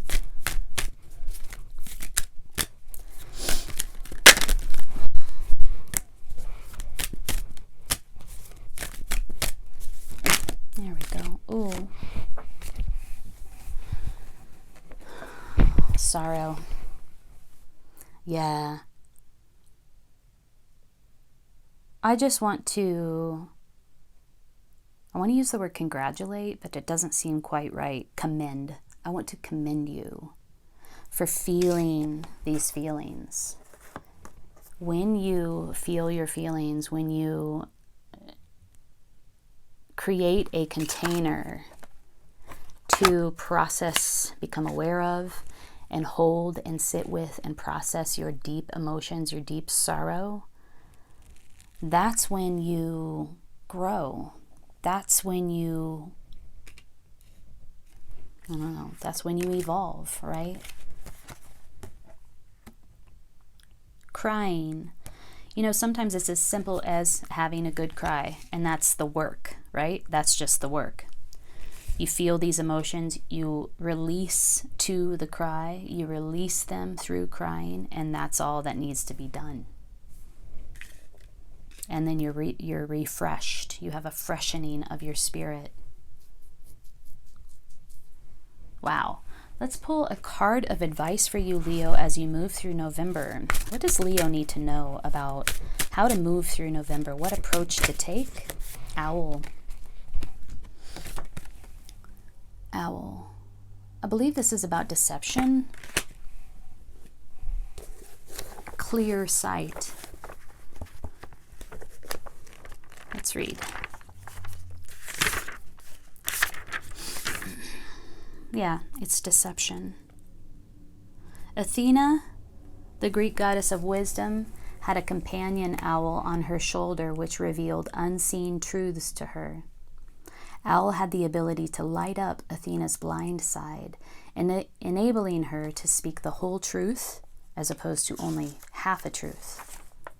If Owl is your personal medicine, no one can deceive you about what they are doing, no matter how hard they try to disguise or hide it from you. You may be a little frightening to be around, since so many people have ulterior motives which you see right through. If you are unaware of your medicine power, you may take your keen insights and abilities for granted. Others never do. You may frighten them and reflect their blindness, for you cannot be fooled. Owl medicine people know more about an individual's inner life than that person knows about herself or himself. If you've pulled the Owl card, you're being asked to use your powers of keen, silent observation to intuit some life situation. Owl is befriending you and aiding you in seeing the total truth. Owl can bring you messages in the night through dreams or meditation. Pay attention to the signals and omens. The truth always brings further enlightenment. And that does seem to be in store for you. I feel like we have two storylines here. Enlightenment. Something comes to light. Deep meditative work, right? Look at this. All of this ritual and ceremony, silence, meditation, consciousness, creating space, ritualizing it, ceremonializing it in some way, in order to stand really, really strong and balanced inside of these very intense energies, harnessing this energy in order to bring about this expansiveness, the expansiveness of your spirit, some new opportunity, new beginning that affects you, but also your community as well, your family, your tribe, the people around you. But then there's also this deep, deep work, this grief, this letting go, having a good cry in order to facilitate this new opportunity. And then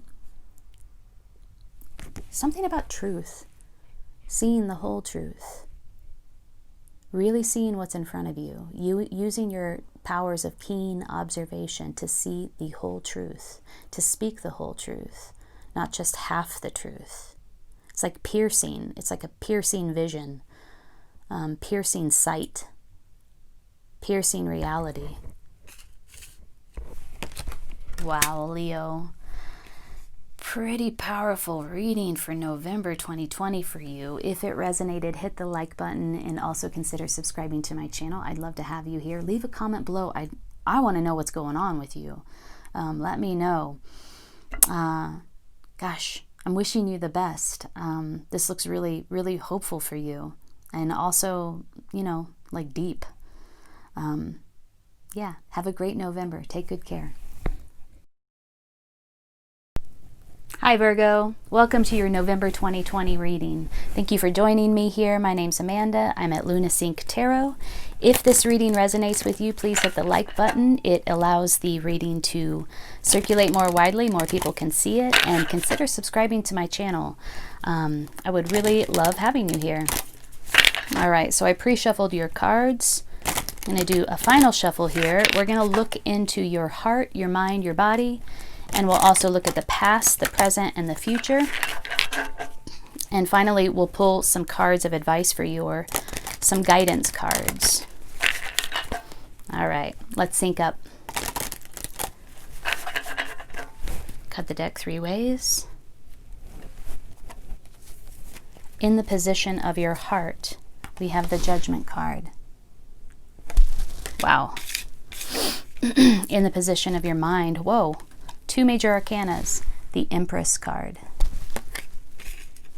In the position of your body or your foundation, we have the Ace of Discs, a new beginning in the 3D world. In the past, we have the Daughter of Discs, calling in your name. In the future, we have the Death card. Wow, this reading is heavy with major arcana. There's a big shift, a big transformation coming for you in November. Beautiful. All right, so in the position of your heart, which is also the position of the present moment, we have the Judgment card. This is about assimilating everything that you've learned so far into a holistic reality, right? It's like taking everything that you've distilled, all the wisdom, all the knowledge, and leveling up, taking that and leveling up. It's some sort of completion. There's an ending, but it's a beautiful ending. It's a beautiful new beginning for you. And this is what you're feeling in your heart. This is what's happening for you in November, in the present moment. That's gorgeous. Okay. In the position of your mind, we have the Empress. Really feeling yourself. Really mentally intentional, very intentional about stepping into your power. And your power really has to do with it's very grounded, it's very earthy, it's very nurturing. You find your power in your relationships with others, with relating with others. It is very feminine. This is the divine feminine, right? Very fertile, very creative. This is what's on your mind in November. Stepping into your natural, beautiful, creative, procreative, fertile, divine, feminine energy. Wow, Virgo. And then in the position of your body or your foundation is the Ace of Discs. This is a brand new beginning where it comes to something tangible, and you are manifesting this. See, this baby is holding this cheetah. This is the cheetah that the Empress wears, the cheetah skin that the Empress covers herself in. It's also the cheetah skin that the magician dons. So it's manifestation. It's somehow these two, the Empress and the Ace of Discs, the way that you're thinking about this thing, the way that you're thinking about yourself is leading to this manifestation of this new beginning. It could be a new home, it could be new career, new opportunity in some way, but it's tangible. You can see it, you can taste it, you can touch it, you can really feel it. It's tangible in the 3D world. And this is the foundation of the reading. You can probably also feel it in your body because it's in the position of your body. It's the thing, it's very sensorial. In the position of the past, we have the Daughter of Discs. Again, another very grounded card, right? Look at all these cards of grounding, earthy grounding. The Daughter of Discs creates a container around herself to call in a new identity.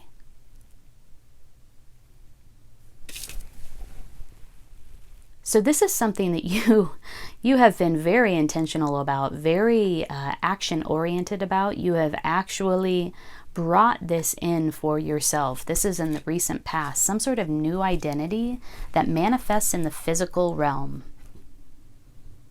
Again, in the present moment, I'm just going to read the progression here from past, present to future. We have the Judgment card. So yeah, assimilating everything that you've learned, everything that you've known, all the experiences that you've had, and leveling up in some way spiritually. A brand new beginning. And then finally, in the future, we have the Death card. So this is a final ending. This is a big transformation. And it's coming for you in the future. There's something that needs to wrap up here where it comes to this manifesting this new beginning. There's still something that needs to be let go of. And it is a final letting go. It's non-negotiable, right? This thing is ending whether you like it or not. And I think that you like it. It seems like you like it because it seems like you've been very participatory in this change that you are experiencing in November. Let's pull a few clarifying cards. Though this seems really clear to me, I have to say, whatever's happening here for you, it seems pretty cut and dry. What's this thing that Virgo is letting go of in the future? The Knight of Wands. It could be a personality that's very fiery and passionate around you that is facilitating this process of letting go, or it's the thing that you're letting go. This Knight of Wands energy. Fast-moving, passionate, creative, really willing to take the action to do something, to make something happen. Yeah, so this is clarifying death in the future. This thing that you're letting go of, or the person that is supporting you in letting go, or possibly the energy that you're embodying in order to let go. And then we have, again, clarifying the Death card, the Ace of Cups. There is a brand new emotional beginning for you waiting on the outskirts of this letting go, this final letting go, this big transformation that the Death card represents in the near future for you. Wow. Virgo, you're hot this month. What is this new beginning, though? What is this tangible new beginning? What does it look like? I'm sort of fascinated about what it is that you've been manifesting in November. What is this new beginning? You have two new beginning cards. You have the Ace of Cups, which is a new emotional beginning, and you have the Ace of Discs. Ooh, and then you have the Ace of Swords. Okay, whatever you're manifesting here, it's happening in the actual 3D world. It's actually happening in the physical realm. It's going to bring about something new that is tangible. It's also a new identity. It's a new way of thinking. It's a new perspective. It will change the way that you think. It will change the way that you think about yourself. It'll change the way that you think about the world. And there's also a new emotional beginning, or a new love. It could be seen as a new love partner, or it could be seen as just self-love, a new way of loving yourself, a new emotional reality for you. Whoa. It's happening on all of those levels, all of those planes for you in November.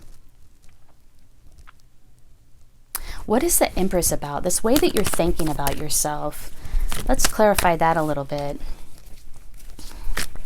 This is how you think about yourself, how you see it all. Really feel like you've got the power. You are standing in your power. Whoa. And it has something to do with a communication. Like you are communicating this power to the world. Whatever you're thinking, you are also communicating this externally.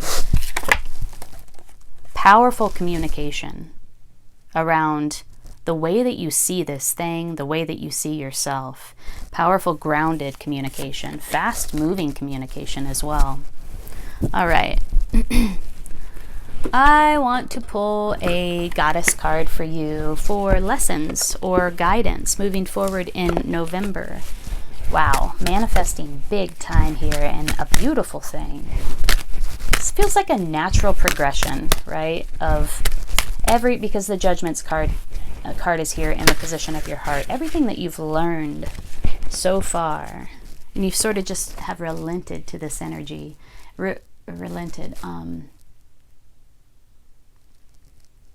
Released yourself to this energy. Okay, so Sedna. Infinite supply.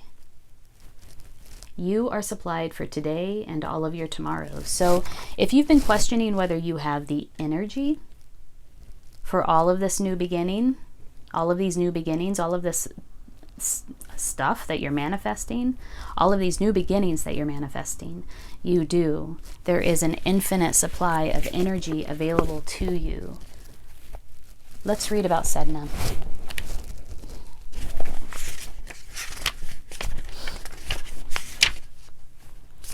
This is an abundant universe filled with more than enough for everyone, yet the energy format of this planet is about polarities. In this instance, it's about giving and receiving. The key is to balance the two. If you only give, you'll feel drained, resentful, and experience lack. If you only receive, you won't enjoy what you have. Balance comes from fearlessly giving as you're guided, and then receiving with joy and gratitude. It's exactly like breathing. Both the inhale and the exhale are identical and important. Practice giving and receiving daily, and you'll never want for anything. So this is your practice. It sounds like you will need to get into a receptive mode in order to receive all of these new beginnings. And the practice might be in embodying that receptive energy, but also really noticing how the giving and the receiving take the flow of giving and receiving, the energy of both of those states of being. What does it feel like to give? What does it feel like to receive? And making sure, paying close attention so that those are in balance for you in November. Various meanings of this card: don't worry about the future. Know that you'll always have enough to eat. Your needs will always be provided for. Spend time at the ocean. Swim with the dolphins. I wish. Move to a beach or island community. Go swimming, sailing, or surfing. Give time or money to a cause that protects the ocean. That's beautiful. I'm going to show you this card once again because it really is a gorgeous card. She's got stars in her hair. That's a whale fin in the background. This might resonate for some of you out there that live close to the sea and have a special connection with the sea. I personally do not live close to the sea. I live in New Mexico. I live in the desert, the arid desert. But, you know, I want to go to the ocean. In fact, before all of this happened in the world, I had a trip planned to the ocean that I had to cancel. So I'm hoping to get back there. And this card is inspiring me in that way. So Virgo, it looks like a big month for you. Something that you've been working on manifesting is like comes back to you triple fold in the way of multiple new beginnings. We have the Ace of Swords, a new thought, a new perspective, a new identity. We have the Ace of Cups, a new emotional beginning. And then we have the Ace of Discs, something tangible in the physical realm, a totally new thing comes into fruition, comes into being in November. Wow. I'm wishing you the best month. If this reading resonated with you, please hit the like button so that it can circulate amongst others, and consider subscribing to my channel. I would love to see you there in our community. All right, take good care. Hi Libra. Welcome to your November 2020 reading. Thank you for joining me here. My name's Amanda. I'm at Luna Sync Tarot. Just going to give your cards a shuffle.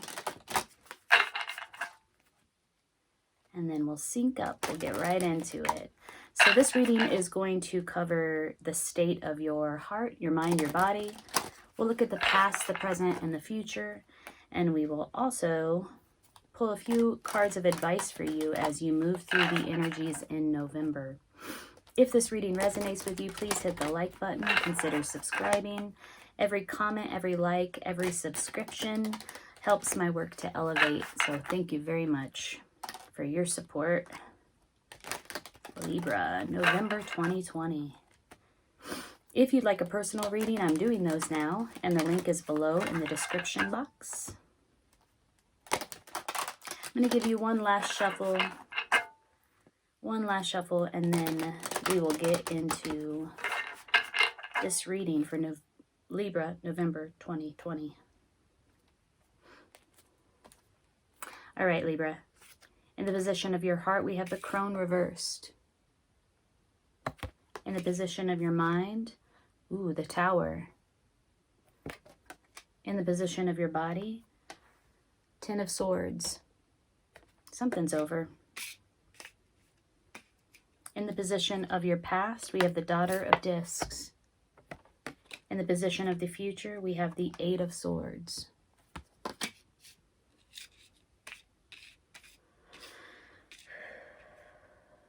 All right. So Libra,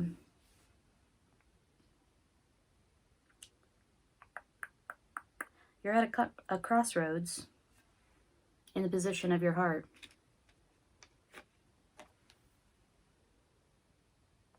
Feel like you're stuck in terms of how to make this decision, which path to choose.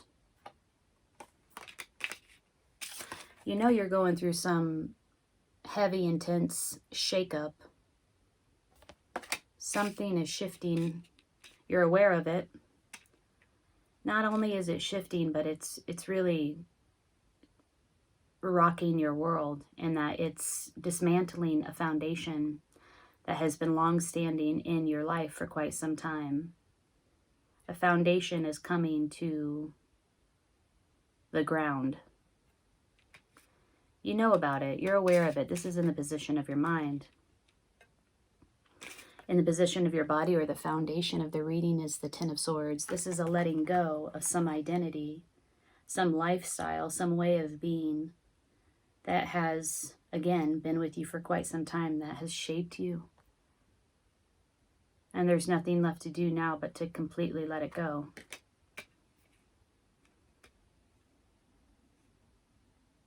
It's the end of a cycle. It's a completion.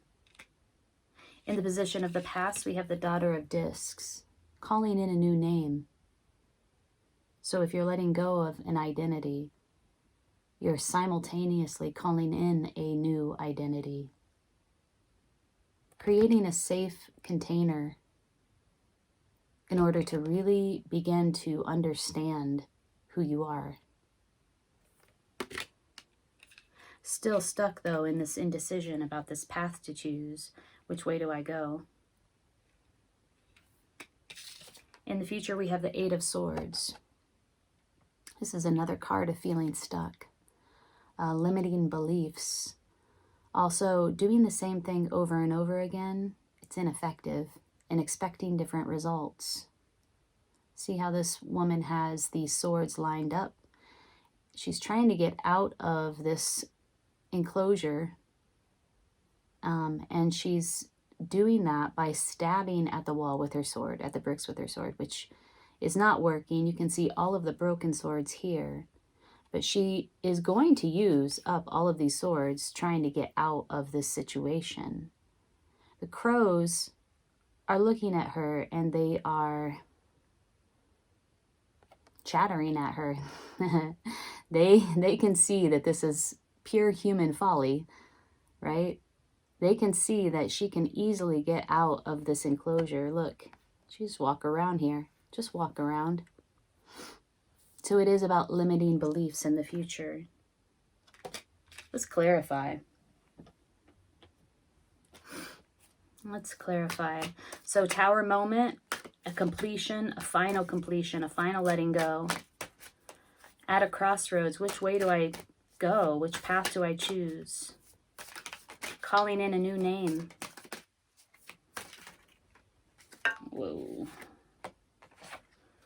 The Magician, having the tools and the energy and the resources that you need to manifest this new beginning, this new identity. That's a strong card. It's the one. I am. Two of Pentacles, choices to make. Knight of Swords, moving very quickly. Either a personality around you is coming in very swiftly, very impulsively, with a new idea, acting on an idea. Devil, toxic energy, toxic connection. Wow.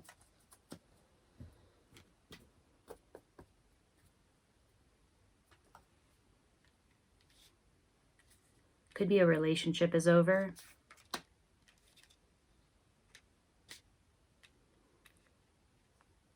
Something is over clearly. causing you to question your identity, question the way that you've done things before. You understand what's happening. You're aware of it all. And you're participatory to a certain extent in creating a container where you can begin again, begin anew. So let's explore this idea.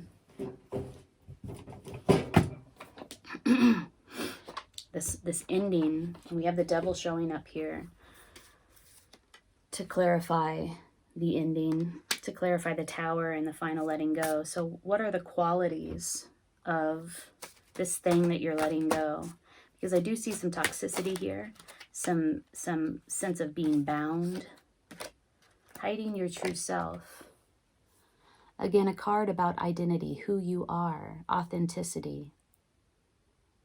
We're clarifying this devil card, this ending. So there's some sort of suppression of who you really are, the truth of you. Clarify again the devil, the toxic thing that's coming to an end, or the toxicity that's surrounding this ending.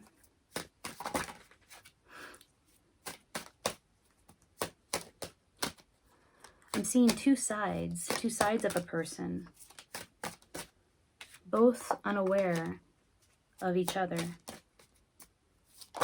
Could be that somebody is showing you two sides. Colorless angel. Yeah, I really get a sense that you feel sort of confused, or there's an energy of confusion around who it is that you really are. Who are you really? And again, we have this letting go of an identity, of a former way of life. Calling in a new name, creating a space where you can call in a new name. And then this confusion around, which way do I go here? In the position of your heart, which way do I go? What path do I choose? You do have the energy to bring this into fruition, Libra. But there will be a choice, a juggling of sorts, of options. I feel like somebody wants to come in, or somebody has been rash and impulsive, has taken an impulsive act, made some sort of impulsive decision, moved forward in a rash and hasty way. And then again, there's some toxicity here around this ending, this tower moment, this 10 of swords moment, this final ending. And it's really left you feeling like, who the fuck am I? That's okay. We all go through that. It's not a character flaw. It's just life. Who am I?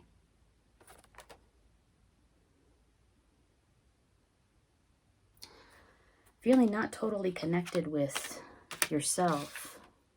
Let's look at the future. Let's clarify the future. That this 8 of Swords, limiting beliefs, negative beliefs, they're not real. They're illusory. This sense of being limited is all happening on the mental plane. It doesn't actually represent truth, a physical reality. So what is this about? Let's use the Osho Zen. 8 of Swords in the future. You're really going to be challenged by some you're going to be challenged by some of your beliefs. And maybe this is the part of the 10 of Swords energy, is this letting go of some way that you've seen yourself in the past. We got the card of creativity. It's the Empress card. Yeah, who are you? You're the Empress. You are the Empress. That's divine feminine energy. So tap into your creativity. I mean, this person is really going to have to be creative to work her way out of this situation. It's not that in reality it's an actual imprisonment. It's that, you know, she believes that it is. I don't know what's going on with my hands this morning. Let's start again. Yeah, so tapping into your creativity in order to connect to yourself. And whatever way that is for you, if it's being out in nature, if it's working on art of some sort, singing, dancing. The Master. You have the Master card clarifying the Eight of Swords. That's somebody who has gotten to the point in their lives where all of their knowledge has distilled into wisdom. And they just radiate wisdom. It's master level. It's expertise. We have participation, but it came up in the reverse. So maybe some fears about participating in some way. Maybe there is a lack of participation here that's supporting, that is contributing to this Eight of Swords energy, this like I'm trapped energy. Negative thoughts about oneself, about their situation. And then inner voice. Absolutely. This is the High Priestess. Listening to your inner voice, getting quiet enough, getting receptive enough to receive the answers, which is really what needs to happen in order to make this decision about which way to go. These two support one another very well. We have some cards of advice here already. Creativity, meditation, receptivity, the power of the moon. The power of the moon. This Master is all about observation, just being quiet and observing what's really going on here. And so these are all ways for you to work yourself out of these limiting beliefs, this illusory state of mind, and make the choice that you need to make in order to move forward. And I really do feel like it is around how you see yourself, how you perceive yourself, how you understand yourself, how you understand who you are, your identity, right? Let's look at pulling a few, or at least one, card of guidance for you as you move through this time in November 2020. Got the Tower moment, a big ending, something fundamental being shook to the ground. I'm going to go again. I've been pulling Moose a lot. I got sticky fingers around Moose. Moose is about self-esteem. We'll read Moose. It does seem applicable, doesn't it? I'm just tired of seeing Moose. We'll pull another one, though. Wait, actually, we're going to read Moose 11. So, High Priestess energy here. 11, going within to get the answer. Moon energy. What were we doing? Oh, yeah. I wanted to pull a goddess card for you. Want some support. There is support around you. I want to know what it is. Okay. Maeve. Cycles and rhythms. This is about getting in touch with your body. Honor the cycles of your body, energy levels, and emotions. Yeah, if there's some confusion, a fragmentation around who you are, how you perceive yourself, how you understand yourself, if you're unable to connect, colorless angel, right? We saw that card before. Gosh, I do feel like you are a beautiful spirit in the world, and there's some sort of disconnect inside of you with yourself, how you see yourself. Let's read. Maeve. I like that name. All of life is cyclical. The moon, the stars, and the very universe. Life inhales and then exhales again. So why should you be surprised or upset that you too have cycles, endings and beginnings? There are times when you feel energized, awake, and alive. There are other times when you feel isolated and shy. Your body too goes through pronounced cycles and changes. Celebrate these rhythms and embrace them as the essence of the lifeblood that courses through you. Take better care of your body. Initiate steps to alleviate depression or lethargy. Make time to rest. Seek support for dealing with emotional crises. Allow yourself to grieve or take time off. Know that this lull won't last forever. Sometimes it feels like it's going to, right? When you're in it, oh man. When you're in it, sometimes it's hard to see through to the other side. Like sometimes it's hard to have that perspective. Like, okay, this is happening now for sure, but it's not going to happen forever. A doorway of opportunity has opened up and you need to walk through it now. For sure, at a crossroads, time of endings and new beginnings. It's really sort of called into question for you who you are. So let's read about Maeve. She's a Celtic goddess. She celebrates her femininity. Her sexual appetite is legendary. Ooh. And she's been said to favor kings as her lovers. Legend says that Maeve invoked labor pains on an army seeking to invade her land, and that she demanded that the battle cease during her menstrual cycle. Call upon Maeve for relief from pain associated with feminine cycles, including menstruation, labor and delivery, and menopause. That's cool.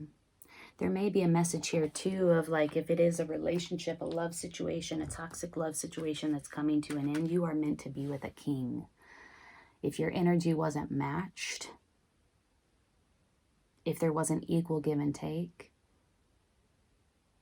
level up in terms of what your expectations are and really, really become aware of them and hold true to them so that you can find your king or your queen. You can find your match. Let's read about Moose. Self-esteem. 11:11.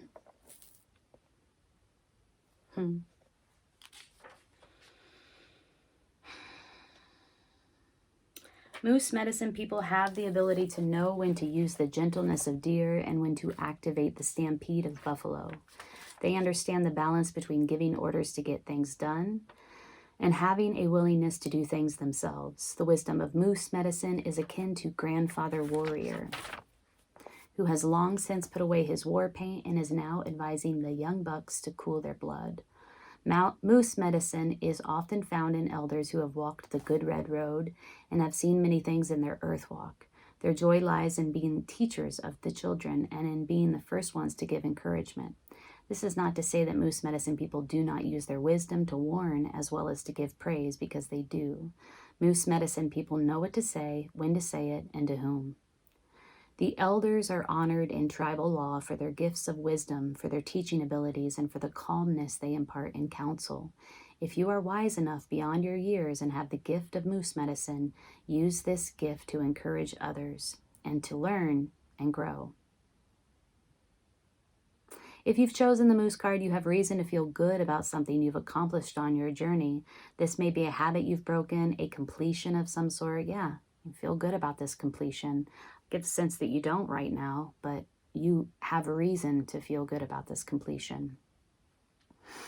An insight on a goal or a new sense of self that you have fought hard to earn. It's a time of feeling harmonious pride and of recognizing those who aided you in the process.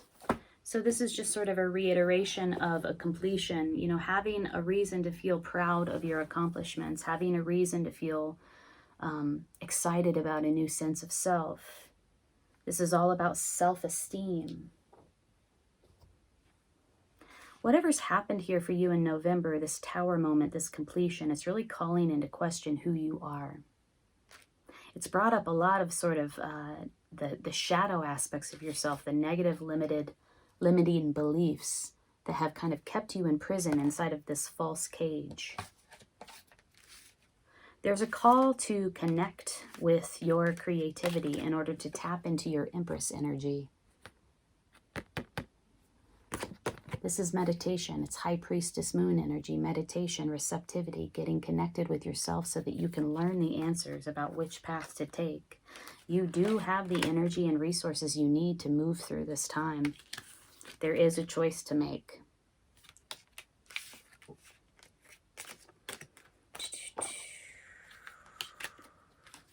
Feel like you feel left out to a certain extent.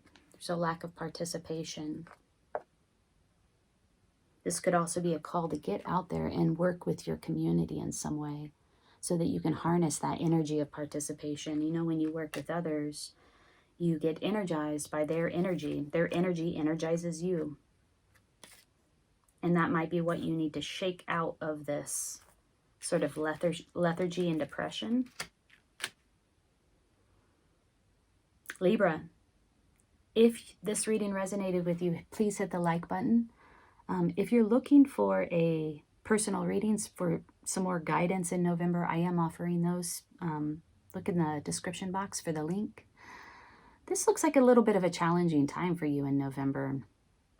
However, you have a lot of cards of support here that insinuate, that indicate that you are going to be able to transition through this time. You've already begun to call in a new identity, a new name for yourself. It's just going to be working through some of these limiting beliefs in the future. Engage with it. Engage with it. All right, Libra, I'm wishing you the best. Take good care. Hi, Scorpio. Welcome to your November 2020 reading. My name's Amanda. I'm at Lunacy Tarot. If this reading resonates with you, please hit the like button so that it can circulate amongst others, and consider subscribing to my channel. I do monthlies. I also do yearlies, and I do pick the cards. All right, so this is for Scorpio, November 2020. We're going to look into your heart, your mind, and your body. We're also going to look at the past, the present, and the future, and we will pull a few cards of guidance or advice for you as you move through the energies in November. Scorpio, this is your month, right? I have a whole slew of Scorpios in my life. I'm a Taurus, so Scorpio is my sort of, what is it? It's like you're opposite of me, but also my partner in some way. My partner sign, my polar sign. So my son is a Scorpio, my mom is a Scorpio, and my son's father is a Scorpio. A lot of Scorpionic influence. I have a lot of deep respect for Scorpios and what you bring to the table. A real depth.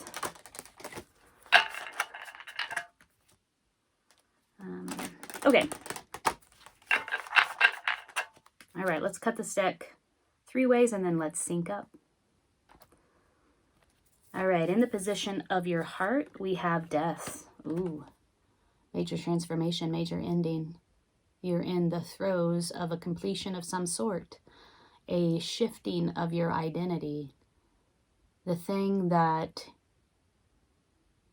informed you for so long is now, you're sloughing off, right? This identity, this thing that was a part of you for so long. In the position of your mind, or what you think about it all, is the 7 of Cups. Really feeling like you have a lot of options, maybe being confused by the options. Which one do I choose? Which way do I go? Sort of feeling a little bit lost, maybe. Wondering, which choice do I make? In the position of your body or your foundation is the 10 of Cups. Well, this is very promising. Feeling a lot of gratitude for what you have, really celebrating your blessings.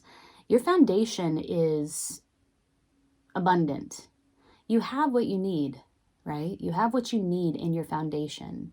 Also experiencing great physical health tied to your emotional health. So there's this unification of your emotions and your physical reality. Wow.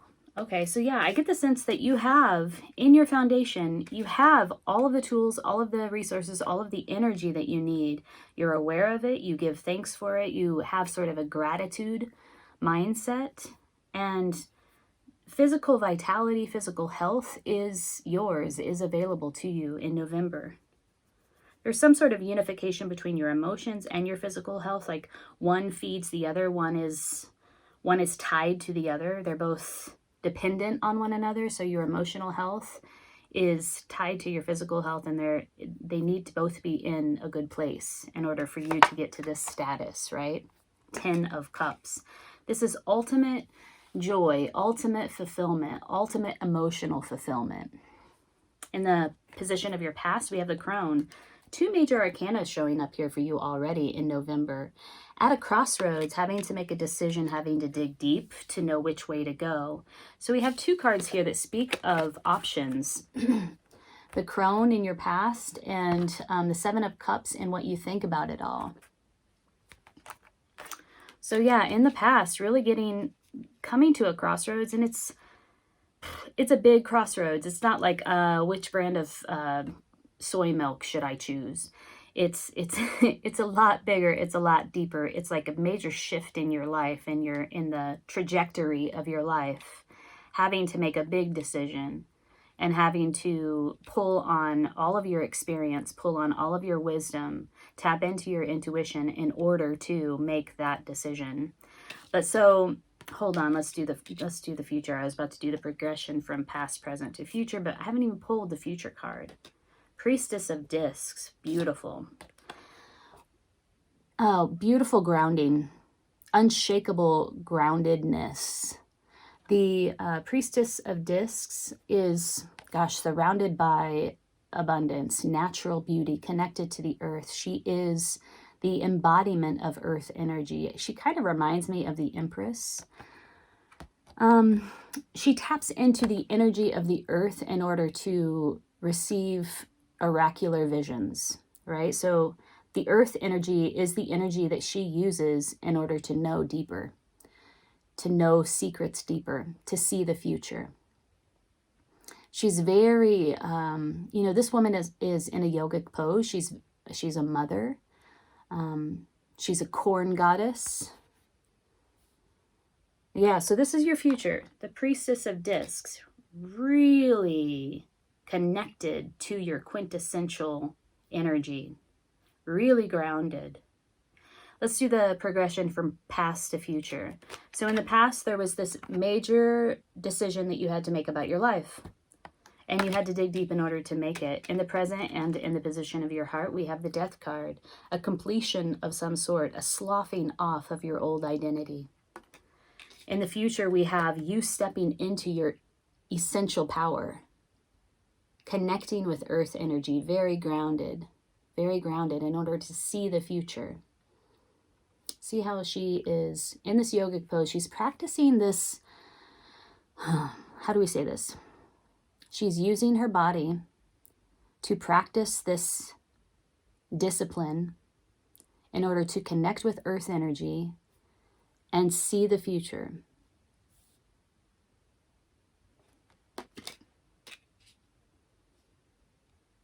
Something's coming for you, and you're really trying to connect with it in November.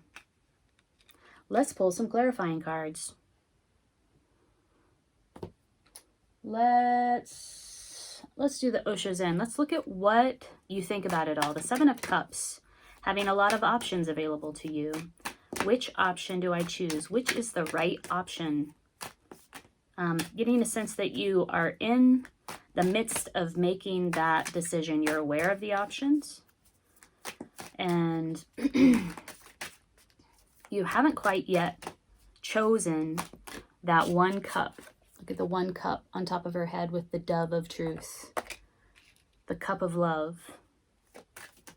So what is this 7 of Cups about for you, Scorpio, in November? Here we go. Ooh, yeah. Okay. We have schizophrenia.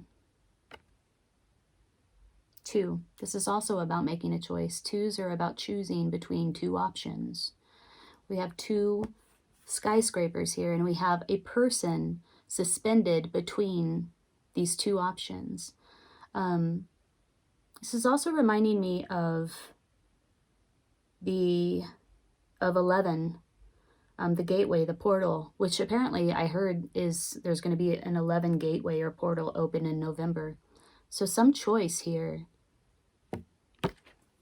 And feeling conflicted about it. It's really happening up here in the mental realm.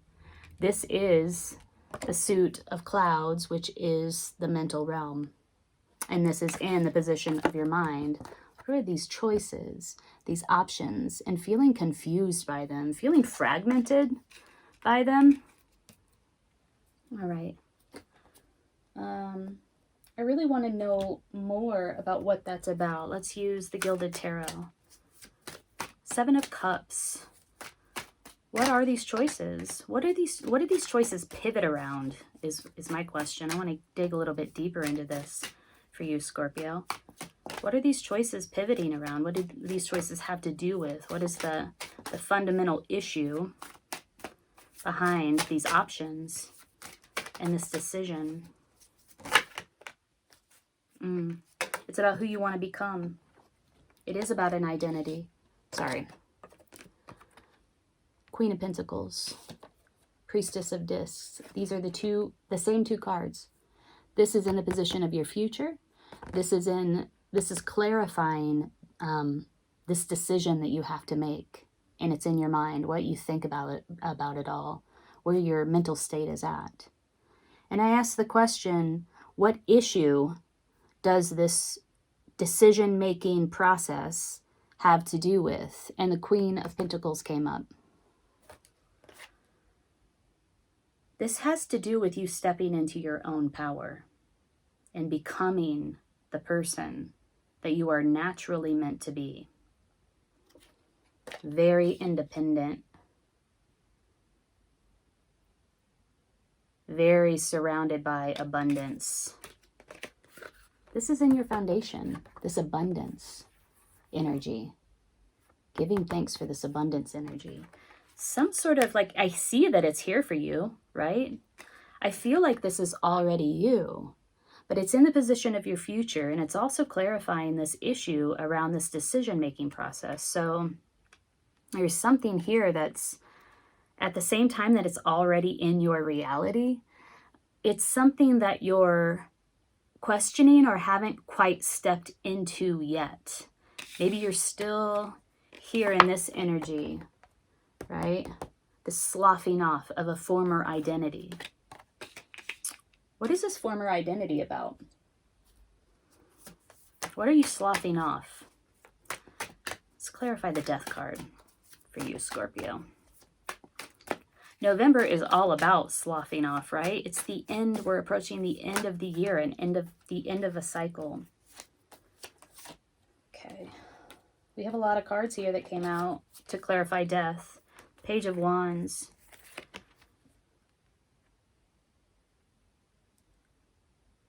An opportunity around passion and creativity. Also an apprentice learning about some new passionate creative endeavor.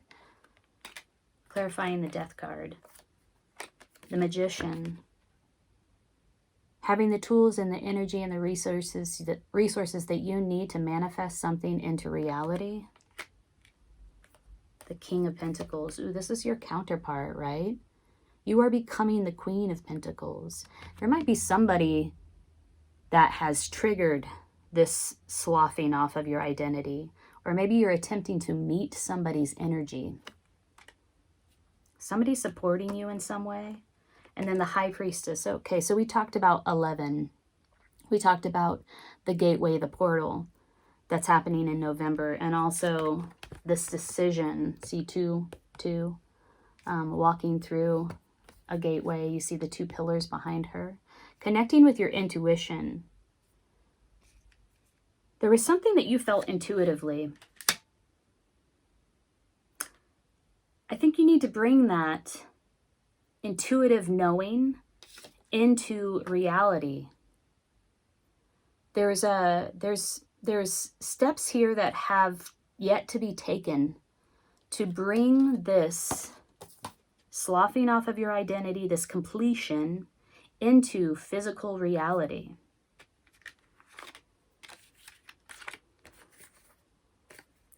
Something to do with a new passionate creative opportunity, endeavor, learning about something new, learning about your passions, learning about some new opportunity.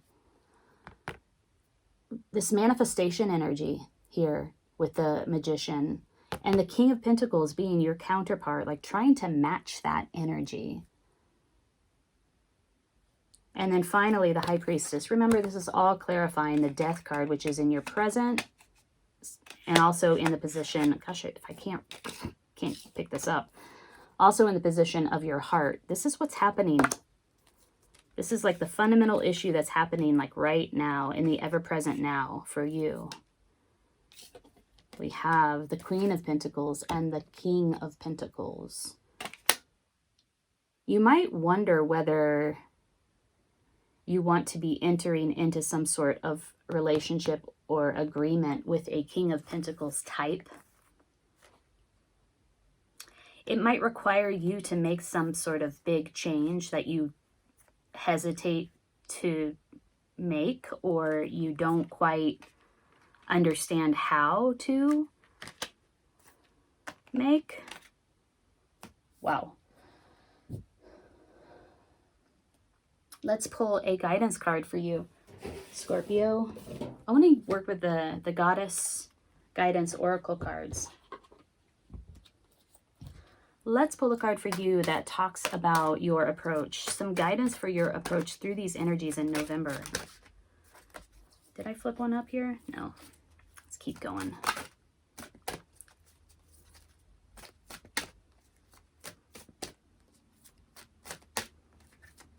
You know, ultimately, this is...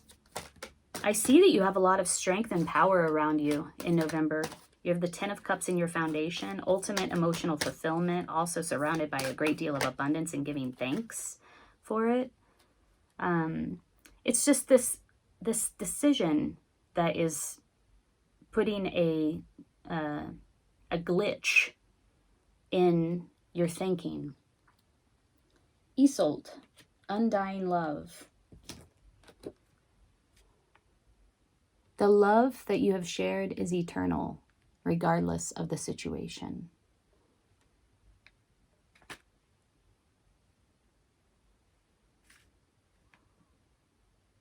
Something going on between this King of Pentacles and this Queen of Pentacles. In the layout, the King was below the Queen, looking up at the Queen. I wonder if you question whether this person, this King of Pentacles type person, can come with you into the future for whatever reason. There's a questioning of this love that you've shared with this King of Pentacles type energy. Let's read the whole card. Isolde. All right, you ready? Message from Isolde. When it comes to matters of the heart, your help is here. It's all around you and also inside of you. Your inner wisdom may seem quieted by any pain that you feel. I wonder if there's been some sort of separation between you and another that you feel matched your energy. Yet be assured that the healing you're undergoing is swift and efficient, and you truly are healing from the inside out. First, your heart must heal from its grief, loneliness, and any feelings of betrayal. This can take some time, so be patient with yourself. Treat yourself as you would any ailing person, with caution, gentleness, and tenderness. Next, get yourself out into the world, not in a harsh fashion, but with outings to parks, forests, and such. Nature. Nature.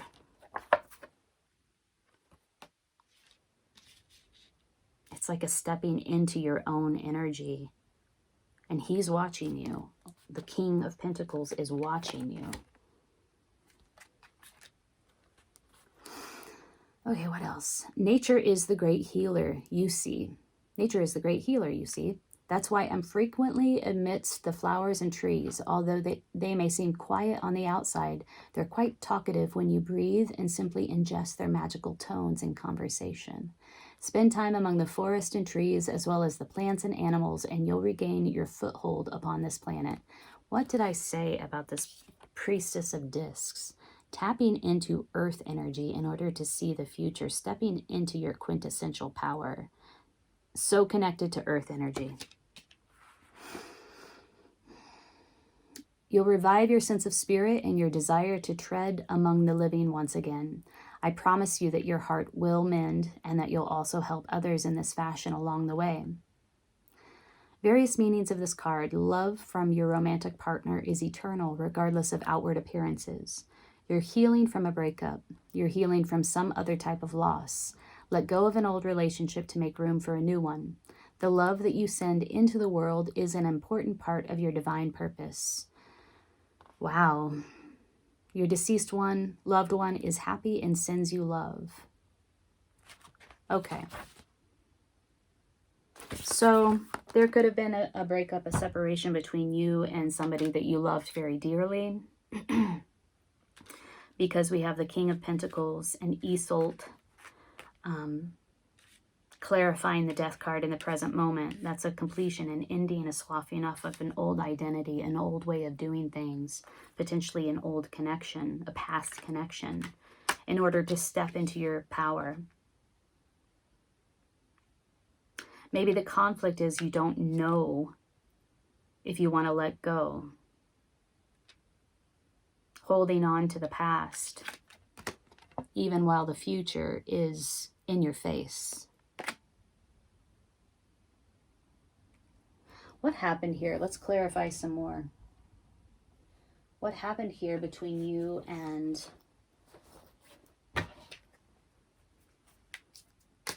the King of Pentacles? What was this separation about? Yeah, walking away.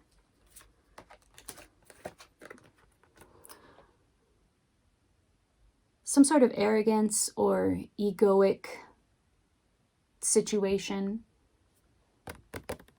Walking away from troubled times into calmer waters. You had to leave, or somebody had to leave. Somebody had to depart. It could be that somebody chose external approval, external success, had too much of a focus on how others viewed them, putting their focus on outward achievement. And somebody had to separate themselves from that and walk away. They took what they could, what would serve them, and they left the situation. Somebody very focused on victory, on external success. Interesting. Let's keep going. What else? What is this separation about for Scorpio in November? This past situation. Page of Cups. A new love offer, a new emotional opportunity, learning about yourself emotionally in some way. This is somebody coming in and making an offering to you. Offering love energy. Interesting. All right, Scorpio. Well, November really seems to be a month where you have to make some sort of decision about stepping into your own power, about really moving on in a confident, independent way, becoming who you are meant to be, becoming more independent, becoming more self-reliant, connecting with earth energy in order to see into the future. Earth energy is really where it's at for you in November. Getting out into nature as much as you possibly can in order to connect with yourself, connect with your power. Whatever happened here in the way of a separation between you and a loved one, this person, this energy here in the past is still watching you, watching what you're doing. It could be that there's a new offer of love or a new emotional beginning between the two of you here in November. Because the Page of Cups did come up, and that is a offering of some sort of communication around love. But I do see that somebody was focused on other things, mainly achievement, victory, outward, external approval, and that there was someone who had to leave because of it, or in association with it. All right, Scorpio. I am wishing you the best in November. If this reading resonated with you, hit the like button so that it can circulate amongst others, and consider subscribing to my channel.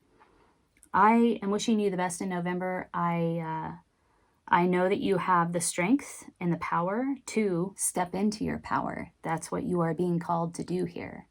All right? Take good care. Hi, Sagittarians. Welcome to your November 2020 reading. We are rapidly approaching your season, correct? Yeah, getting into Sagittarian season. In this reading, we're going to take a look at your heart, your mind, your body.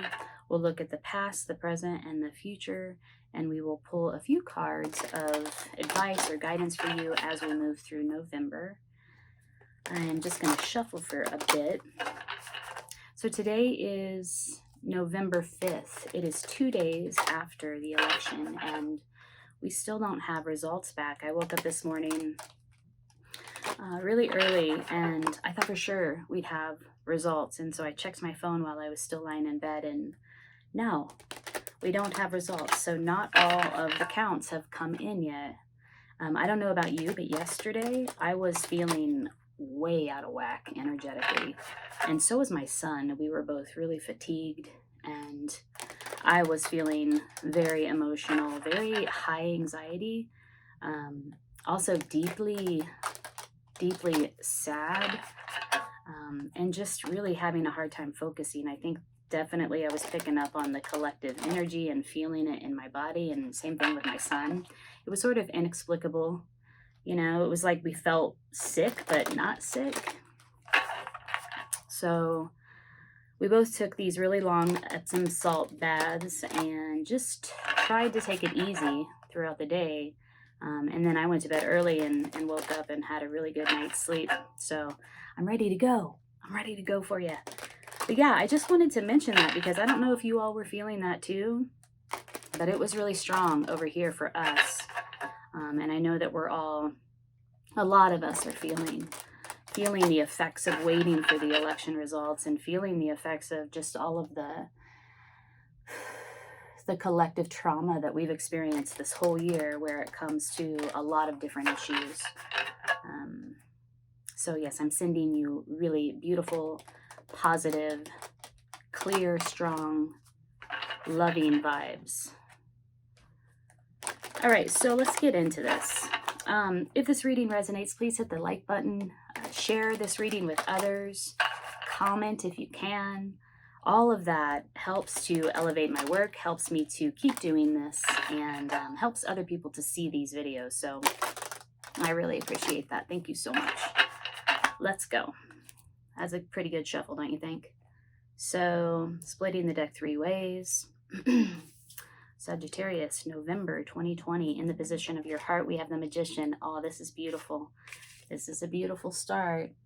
Really feeling like you have the tools and the energy and the resources available to bring something into fruition, to make something happen.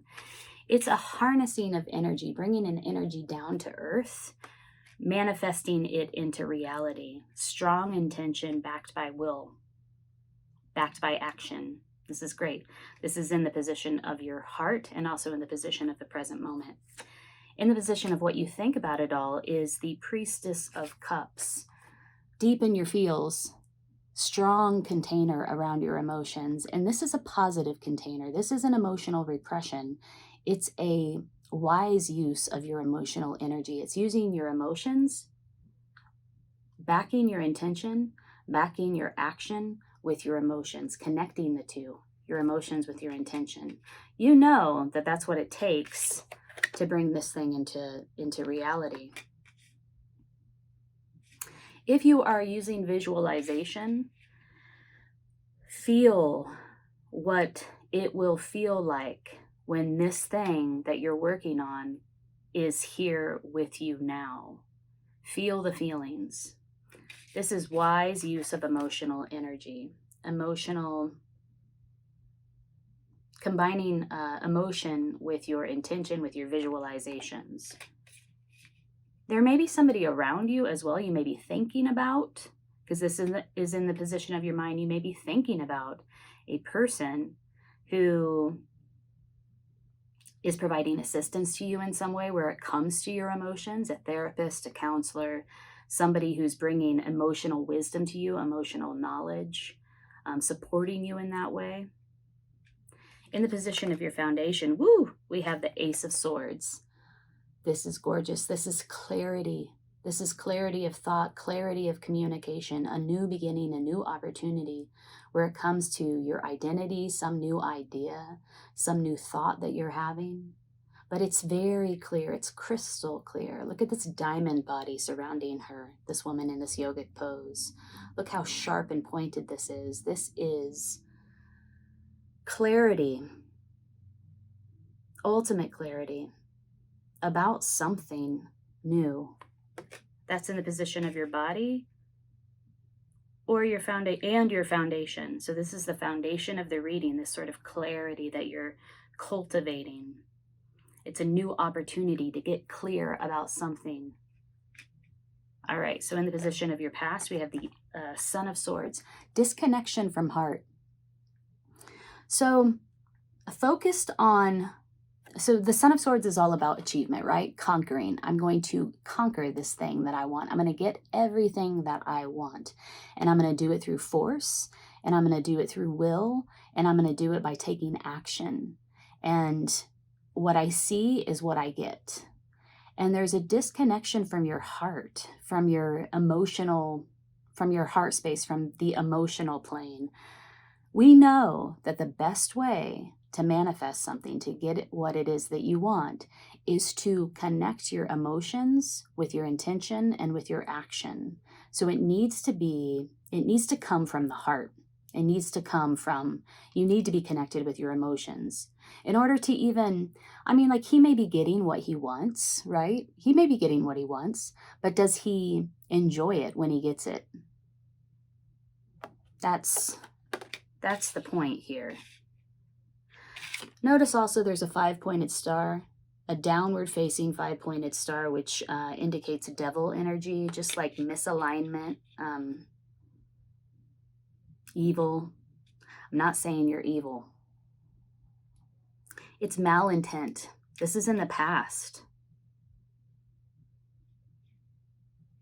There may be some sort of correction that's happening here in terms of how you think about how you get what it is that you want, how you think about your goals, your objectives, your accomplishments, your victories, how you think about your approach to manifesting something into your life. So some sort of correction there. In your future, we have the Strength card. Oh, this is beautiful. So we have 2 major arcana cards here in your reading for November 2020. Strength. Again, this speaks of taming your base instincts, really getting control of your emotions so that you can use them to better serve you. Sometimes our emotions get out of control and they start to run the show. And then shit gets fucked up, to put it bluntly. When your emotions are in control or out of control, if they're driving the bus, things can get out of whack real quick.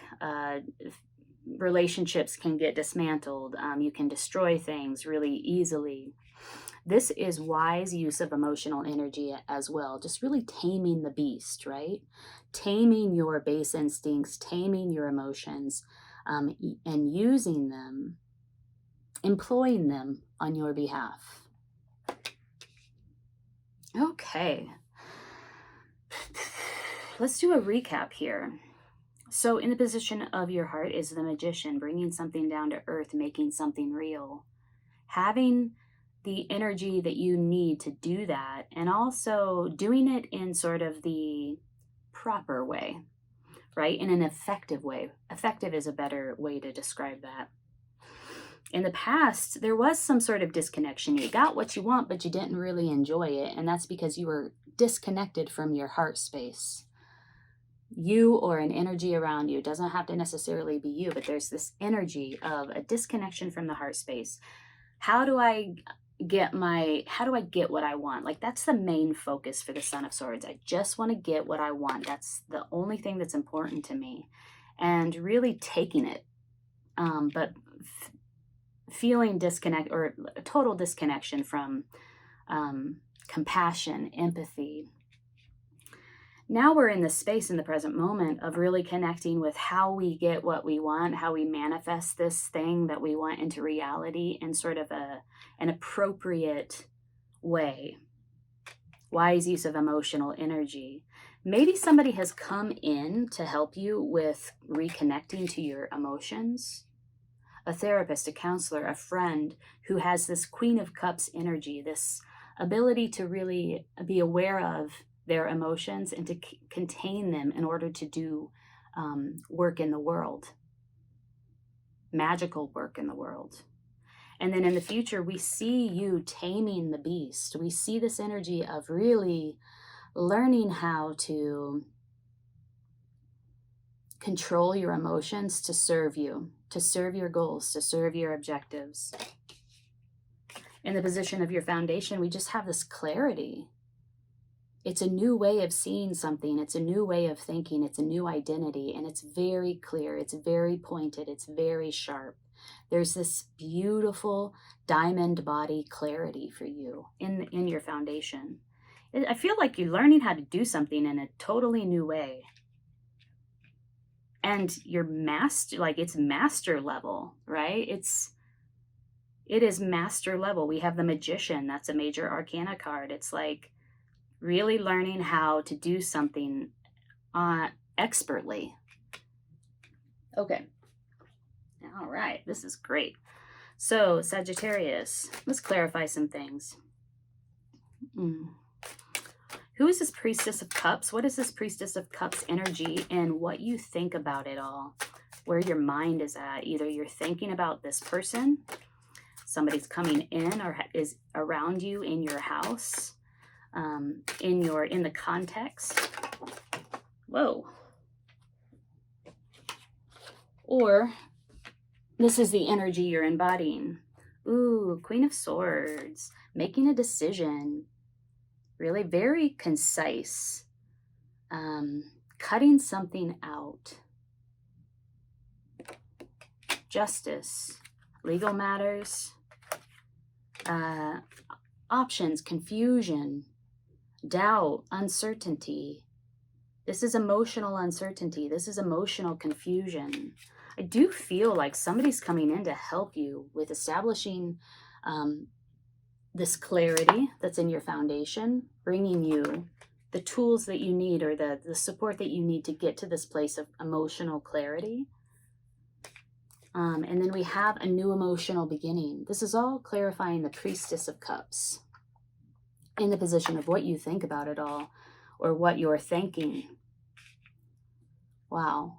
So I do feel like there is some sort of personality that's supporting you with bringing about emotional clarity, cutting out the confusion so that you can embark upon a new emotional beginning, a new way of thinking about yourself, a new way of thinking in general about life.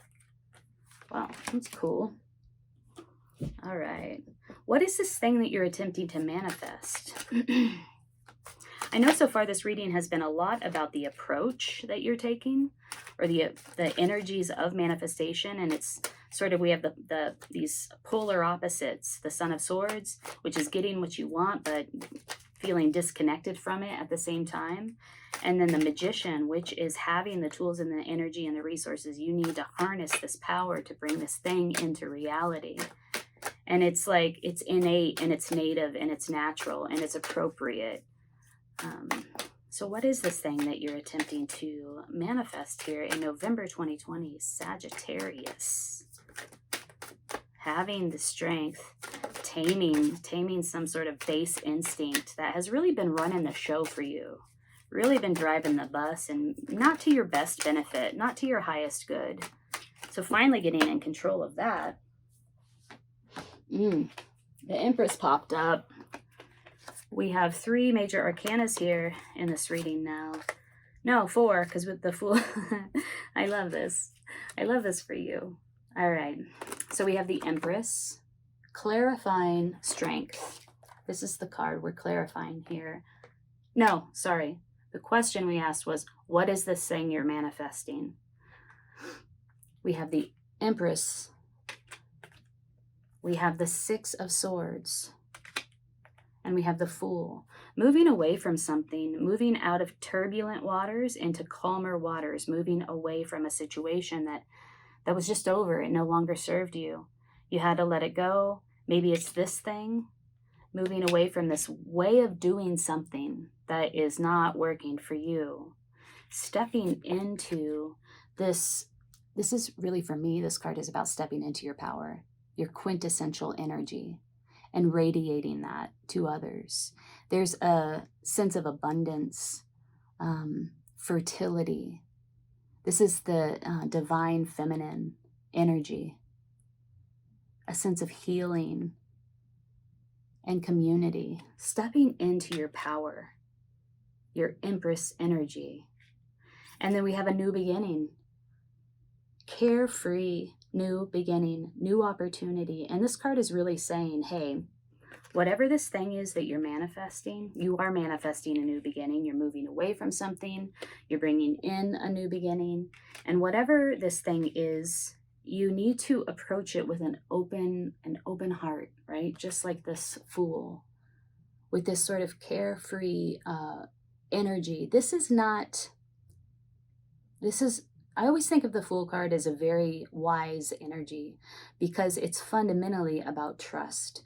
It's fundamentally about trusting the universe and walking forward in a very open, receptive, approaching something in a very open and receptive way. It's very similar to the Sun card, with all of that yellow and the sun in the corner there. Again, this Empress energy. As you take this approach, this new approach that you're taking towards manifesting whatever it is, this new opportunity, you will be stepping into your quintessential power. You'll be embodying your quintessential self. This is strength. This is personal power. This is spiritual power. That's gorgeous. Sagittarius. November seems like a really big month for you, but very, very positive. Letting go of some way that you've done something that hasn't really worked for you, that hasn't brought you joy, you may have gotten what you wanted. It's almost like when you work at a job that pays really well, you're able to surround yourself with luxurious items, or, just a nice car and, a nice house and nice vacations or what have you, but you're not reaping, you're not sowing any sort of real happiness from it. And so it's like a reassessment of what is it? Why does this not make me happy? Is it my approach? Is it the context? What is it? It's sort of a reassessment and a realignment about what is important to you, what you want in your life, and how you approach going about getting that. Wow. Okay, let's do a guidance card for you in November. As you move through these energies in November, what is another piece of guidance for you? What is it that you need to know about working with these energies in November? Oh, wow, okay. I'm going to take... Okay, let's reshuffle. There's like 4 cards that fell out there. And I don't know which one fell out first, so. Guidance for Sagittarius as they move through Raven. As you move through November. 6 and 1 is 7. Progression. All right, what does Raven have to tell you? Let's read a little bit about it. It's magic. If Raven appears in your spread, you're about to experience a change in consciousness. This may involve walking inside the great mystery on another path at the edge of time. It would portend a signal brought by the Raven that says you have earned the right to see and experience a little more of life's magic. Raven's color is the color of the void. Beautiful. The void. The Fool. Everything is possible. The Fool embodies all life's potential. The Void. 0. If Raven appears in your spread, you're about to experience... Oh, sorry. I already read that. Let me move on in the next paragraph. In native teachings, the color black means many things, but it does not mean evil. Black can mean the seeking of answers, the void, or the road of the spiritual or non-physical. The blue-black of Raven contains an iridescence that speaks of the magic of darkness and a changeability of form and shape that brings an awakening in the process. Raven is the guardian of ceremonial magic and in absentia healing. I guess that means in absence, a healing in absence, like Reiki from a distance maybe. In any healing circle, Raven is present.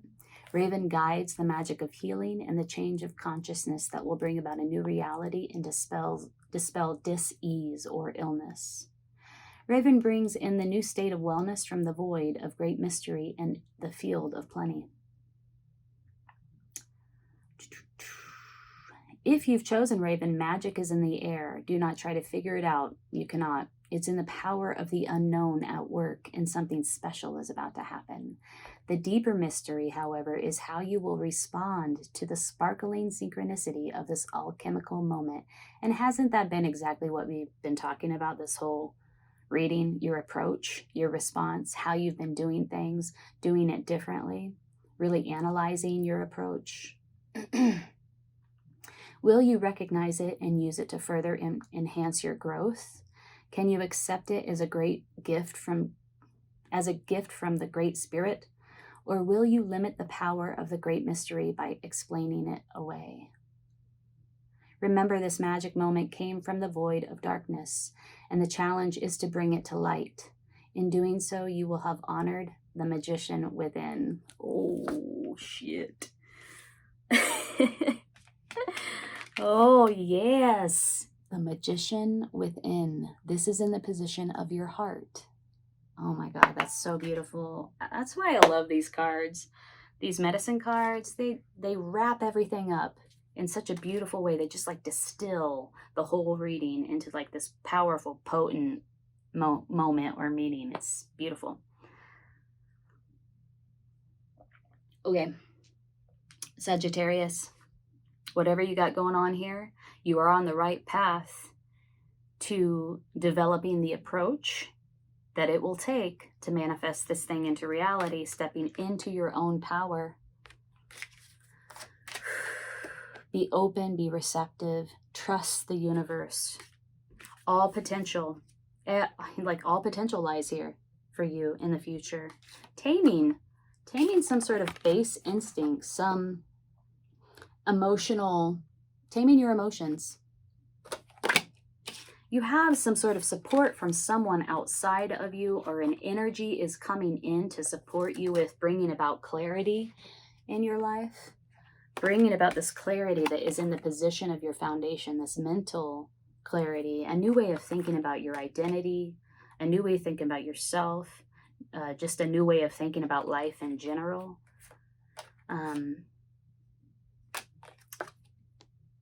We have 2 aces, a new way of thinking, a new identity, and a new emotional beginning. This could be a new love. This is often seen as the self-love card, a new way of thinking about your emotions, about yourself. It's really gorgeous. If this resonates with you, please hit the like button. Consider subscribing to my channel. Leave a comment below. I'd love to know more about your situation in November. And, if you'd like a personal reading, there's a link below. All right, take good care, Sagittarians. Have a great November. Hey, Capricorn. Welcome to your November 2020 reading. Thank you for joining me. My name's Amanda. I'm at Lunacy Tarot. For those of you who are return visitors, thank you so much for coming back. Thank you for watching these readings. Thank you for liking, subscribing, commenting. All of that really helps to elevate my work, helps others to see the videos. And for those of you who are new to my channel, welcome. Thank you for being here as well. I am offering personal readings now, so if you're interested in a personal reading, go down into the description box below and click the link. Capricorn. So I'm curious about what's going on for you in November. Let's get into this. I feel like I've done a pretty good shuffle here. Let's split the deck 3 ways. We're going to look at your heart, your mind, and your body. We'll look at the past, the present, and the future. We'll pull a few cards of advice for you, and we'll clarify the whole way through. So let's get started. Capricorn, in the position of your heart, we have the 6 of Cups. Ooh, beautiful. Catching the wave and riding it to shore, some sort of success and victory for you. You're feeling it in your heart space. This is also in the position of the present moment. 6 is a number of victory and achievement. Cups is the suit of emotions. So some sort of emotional fulfillment, like you're feeling this emotionally, like I won, you know? I did it. It's that feeling. Whoa, the sun is shining. Yeah, that's beautiful. In the position of what you think about it all, we have the Strength card. Ooh, what is this? This is 11. Is that right? 10 and 1 is 11. So, and 1 is 2. It's like making some sort of decision, right? What you think about it all. Taming your emotions, taming your base instincts, making them serve you as opposed to driving the bus and controlling you. You are controlling your emotions, controlling those base instincts. Strength. Strength will sometimes come up prior to a difficult time to let you know that you have the strength to navigate this. This is what you think about it all. In the position of your body or your foundation, we have the Priestess of Swords. Wow, future thinking, clarity. Look at the crystalline clarity in this card. The way that this person, this energy is, the way that this person thinks, if it's a personality in your life, is very, very sharp and clear, seeing into the future, being able to see like long-term vision, being able to see far, far into the future. Wow, that's in the position of your body and also in the position of your foundation. So thinking very clearly about the future.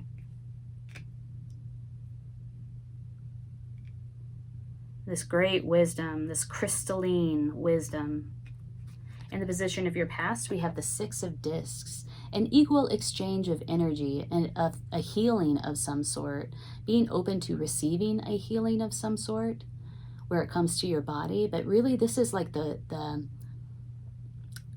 wise use of energy, wise flow, appropriate flow of energy from one person to another. It's very balanced. It's a give and take. It's a balanced give and take. Coming into some sort of energetic balance in your past. And then in the position of your future, we have the 7 of Discs. So something is about to be born. This is the gestational period, right? Having the patience to wait this out. There's divine timing here. You can't force, a birth. It's going to happen when it's going to happen, when it's time to happen. Divine timing and waiting, being patient. Everything is ripe. Everything is ripening in the future here. I love this card. I love the imagery in this card. All of these ripe pumpkins and then her big ripe belly. This sort of like, you can't pick a pumpkin, or not, watermelon. Maybe they are pumpkins. They look like blends between pumpkins and watermelons. But I know this because I had a watermelon patch this summer. You can't pick a pumpkin or a watermelon. Pumpkins might be significant for some of you because I keep saying it. You can't pick a watermelon before it's ripe. I mean, you can, but it's not going to taste good. So yeah, this is all about waiting for the right timing. That's in your future. Okay, so some victory, some achievement felt on the heart level and is in actual reality because it's also in your present moment. Catching the wave, riding it to shore. Again, this is about timing. You have to have exquisite timing to catch this wave and ride it to shore, right? Timing, divine timing. Getting your energy in balance. So receiving and giving in balance here. You might be receiving a gift of healing, or have received a gift of healing that really helped you to catch this wave or understand the timing of the situation enough so that you can be patient and wait and trust. There's a lot of trust. I don't know if you all have ever had children before, if you've been pregnant before, but wow, talk about vulnerability. There is so much trust that you just have to dig deep and cultivate and develop in order to get through the gestational period of you know, bringing another human onto the planet. So many things could go wrong. It's uncomfortable. Digging deep, being patient, trusting, strength, having the strength. You understand. I really feel like you know that you have the strength to do this thing. You know that you do, and you know how to do it. It's also a card of like befriending all aspects of yourself. Some of these aspects of yourself are easy to befriend, like the rabbit. Some of these aspects of yourself are mischievous and a little bit more difficult to work with. Some of them are downright dangerous.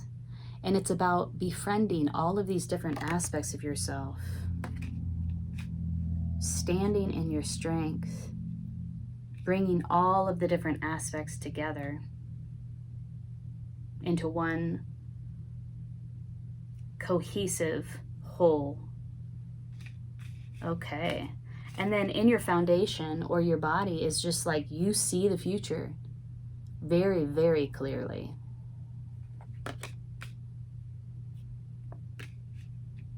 Wow, let's clarify. Okay. Let's use the Osho Zen deck. I want to know about, wow, okay.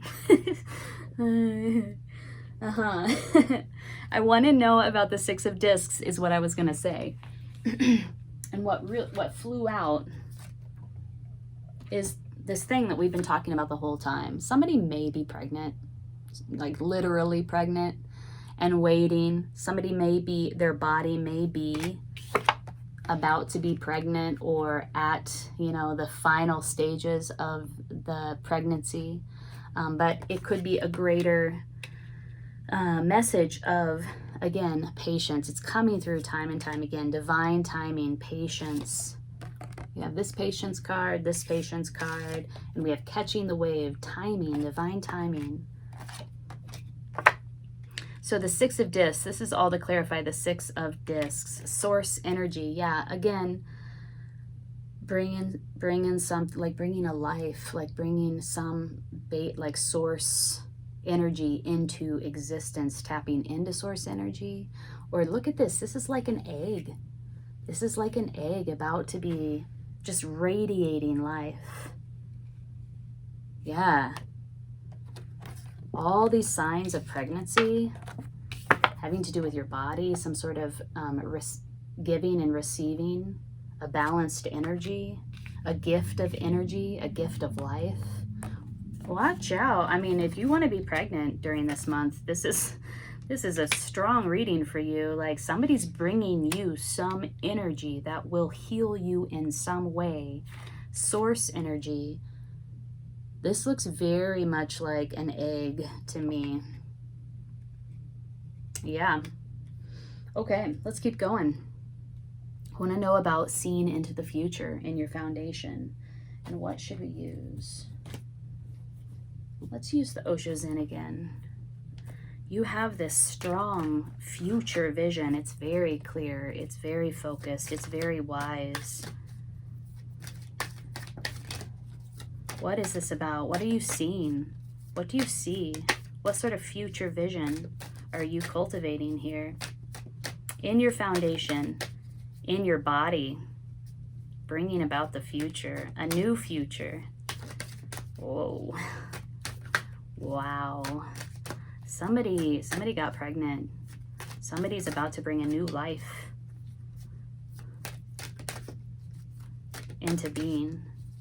Divine timing, patience. What do you see? What is this future that you're seeing? Here we go. Ooh, what is this? Schizophrenia. This is the two. Okay, so this is the Suit of Swords. And this is the Suit of Swords. So the swords have to do with thinking, with your thoughts, your ideas. They have to do with clarity. They often have to do with communication. The two has to do with a decision. And this card in particular has to do with making the sort of inability to make some sort of decision. Do you see how this body here is hanging between these two, I don't know, towers? You have to let go of something in order to move. You can't hold this position for that long, right? But there's some sort of resistance to letting go, to making some sort of decision, and confusion around which one is the right one to choose. Thinking about the future, this is clarifying the Priestess of Swords, this future thinking, this ultimate clarity. If something is standing in the way of you embodying this energy, of you achieving ultimate clarity, it might have to do with making a decision about something, letting something go. It's like you're trying to hold on to both options, but you can't. You can't. You're gonna be compromised if you don't decide between these two, because your body cannot hold this position for very long. And this is, again, in the position of your body. So there's something about a compromise of your body that has to do with a decision and has to do with the future. I don't know what that is, Capricorn. Maybe you do. But it does seem like something, a choice needs to be made. A decision needs to be made. And there's fear and there's fragmentation on the mental plane. All right. Strength. Yeah, this might be a difficult time for you because we have the strength in what you think about it all. There may be something that you do need strength around. Projections and adventure. If you are in a relationship with another person, this card may become or may be very familiar to you. This happens in relationships very frequently, where we project our expectations, our hopes, our dreams onto our partners. This has to do with a lack of clear communication and instead projecting what it is that you want, what you think, making a lot of assumptions inside of your relationships. For what it's worth, these two cards came up, and then adventure. Ooh, this is like walking. Look at the innocence of this beautiful child. She just learned how to walk. Walking into this rainbow void. Walking toward a new adventure, a new opportunity. Divine timing, patience, making a decision in your foundation, affecting your body, affecting the future. Source energy, a gift of healing, a gift of energy in the past. This could have been a literal pregnancy and the victory of becoming pregnant. I mean, take that metaphorically as well, literally becoming pregnant or just becoming pregnant with something, with a new opportunity. And there's this, again, divine timing here, patience. You have the strength, assimilating all the different and various aspects of yourself, taming your baser instincts in order to move through this time. A decision that will affect your future and will also affect your body. This is in the position of your foundation. Wow, let's pull a card of guidance for you as you move through this time in November, these energies, as you navigate these energies in November. Capricorn, wow.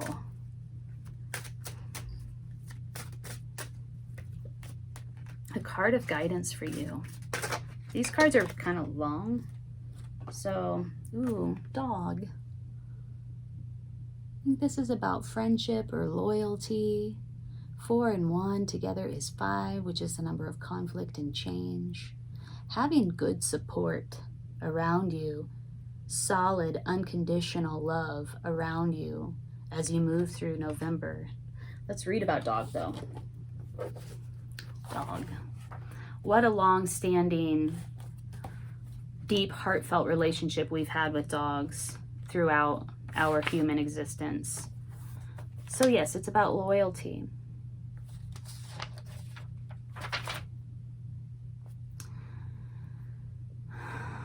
Dog medicine asks you to look at how readily your sense of loyalty is countermanded by your need for approval. If you've pulled the dog card, there are several questions you need to consider, depending on the situation about which you are asking. Number 1, have I recently forgotten that I owe my allegiance to my personal truth in life? Number 2, is it possible that gossip or the opinions of others have jaded my loyalty to a certain friend or group? Number 3, have I denied or ignored someone who's trying to be my loyal friend? Number 4, have I been loyal and true to my goals? So that might be helpful for some of you to ask yourself those questions and to learn how you feel about those questions, about your answers to those questions. There's something about having the support that you need right now to get through this time. I do see some okay. There may be some challenges where it comes to your partnerships. Make sure that you are keeping your assumptions and your projections in check, and that you're very, very clear in your communication and in your thinking.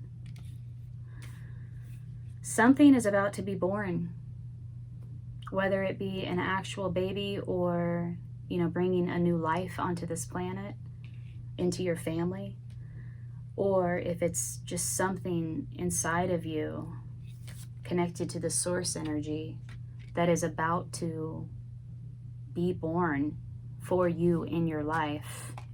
There's an element of divine timing, Capricorn, and a strong message of being patient. Patience, patience. But you are about to step into this beautiful, brand new beginning, a new adventure with a sense of emotional vulnerability and openness and innocence. The innocence it takes to have a new adventure and to experience it in a totally new way. Capricorn, if you liked this reading, make sure to hit the like button so that other people can see it. Consider subscribing to my channel. I would love to have you here. If you'd like a personal reading, click the link below in the description box. I'm wishing you the best in November. Take good care.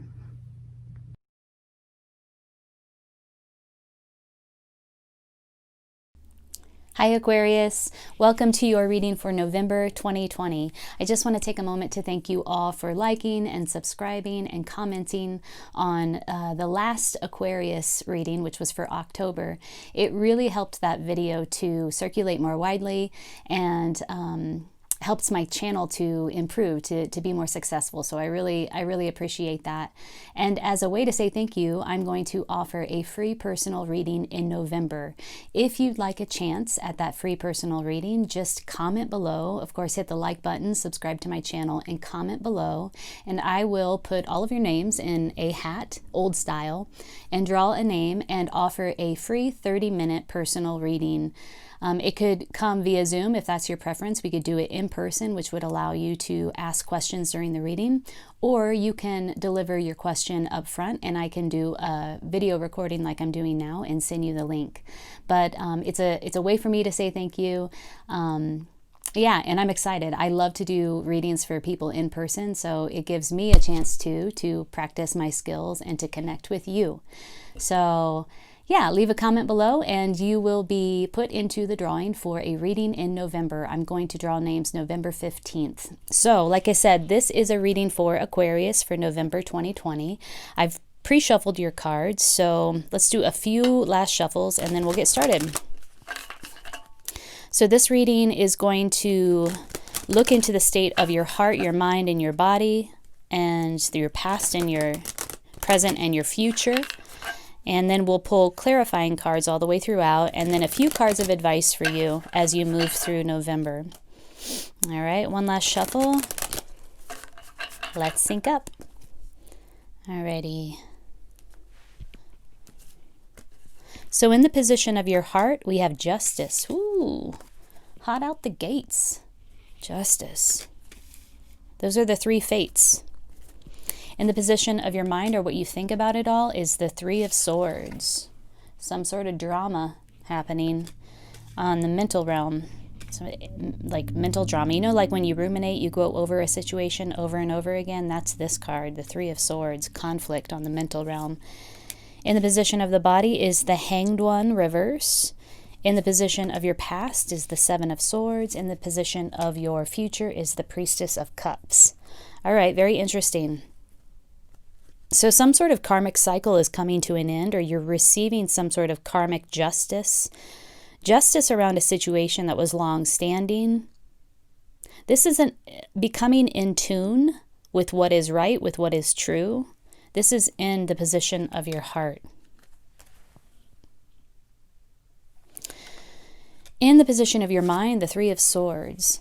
There is some sort of conflict here that you are really, really trying to sort out mentally.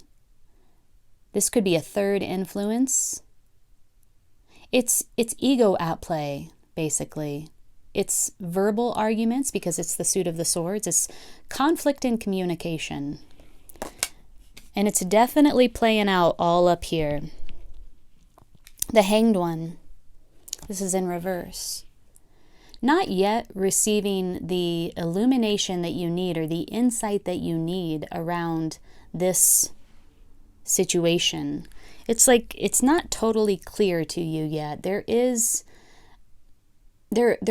a phase of sort of waiting for resolution that you're now coming out of. I see that insight is imminent, but it's still hung up. And this is in the position of your body or your foundation for the entire reading. So it's coming. You're exiting sort of this waiting period, this time of waiting for insight around this issue. But it's still slightly hung up. It's still slightly blocked. In your recent past, we have the Seven of Swords. This is strategizing a way in. How can I get into this pin where the hens are at, right? Let me think about this. Let me find the best possible way, the best possible strategy to get into this, to resolve this, to work through this conflict, to meet my goals, to meet my objectives. This is strategic thinking at its best, and that's in the recent past. And then in the near future, we have the Priestess of Cups. Very emotional. Somebody who has a strong container for their feelings. Sometimes it's seen as putting on a mask in order to do the work that you need to do in the world. And that mask is meant to serve as a sort of container for your emotion. So you contain your emotions, you control your emotions in order to be effective in the world. And this is in the near future. Let's clarify some of these cards. Let's see what is going on with you. I want to know more about, I want to know more about all of these cards, really. That's not the deck I wanted to use to clarify. I should have had these out and ready to go, but I guess I was excited. I was excited about the free personal reading in November. Leave a comment below. I'm going to draw November 15th. Okay. Clarifying this card of justice in the position of your heart. What is this truth? What karmic lesson is being learned here? What wrong is being righted? Ooh, gosh, 4 cards fell out. Justice. Okay, this is happening. This is happening, folks. The devil, some sort of addiction, some sort of obsession, some sort of tie to an organization or a system that doesn't serve you. It's very oppressive. Something from the past, something or someone from the past. Ooh, they're part of this karmic lesson. And then defending yourself, really defending yourself. against a lot of diverse opinions, a lot of diverse arguments, standing up and meeting them and defending the ground that you walk on, defending your foundation, defending what you believe in. You will have justice around this issue. I do get a sense that it's either sort of a toxic relationship or a toxic system that you're involved with in November 2020. But I almost would say it's probably around a relationship, because we have the Six of Cups here, which is like the soulmate card. It's a past love. It's a twin flame. It's somebody from your past that you were romantically involved with, a love from the past. Justice. Justice showed up twice in the position of your heart to clarify justice. Okay. Let's move on to the Hanged One in the position of your foundation, sort of in that waiting phase, waiting for insight, waiting for justice, waiting for some sort of illumination. It's also a card of healing. There's great power and abundance here in this posture. This woman in this card, I'm going to show it to you. Oh, there, our cards just fell out. She is being held to the tree by a snake, and snakes are symbols of healing. And then there's the full moon, which signifies, just a abundance of power and energy available in that posture. Yeah. You had to restore, you had to rest, you had to rejuvenate, you had to heal. This card comes after, this card comes after this card. It's the Four of Swords, which follows the Three of Swords. It comes after a great conflict. And then there's a time of,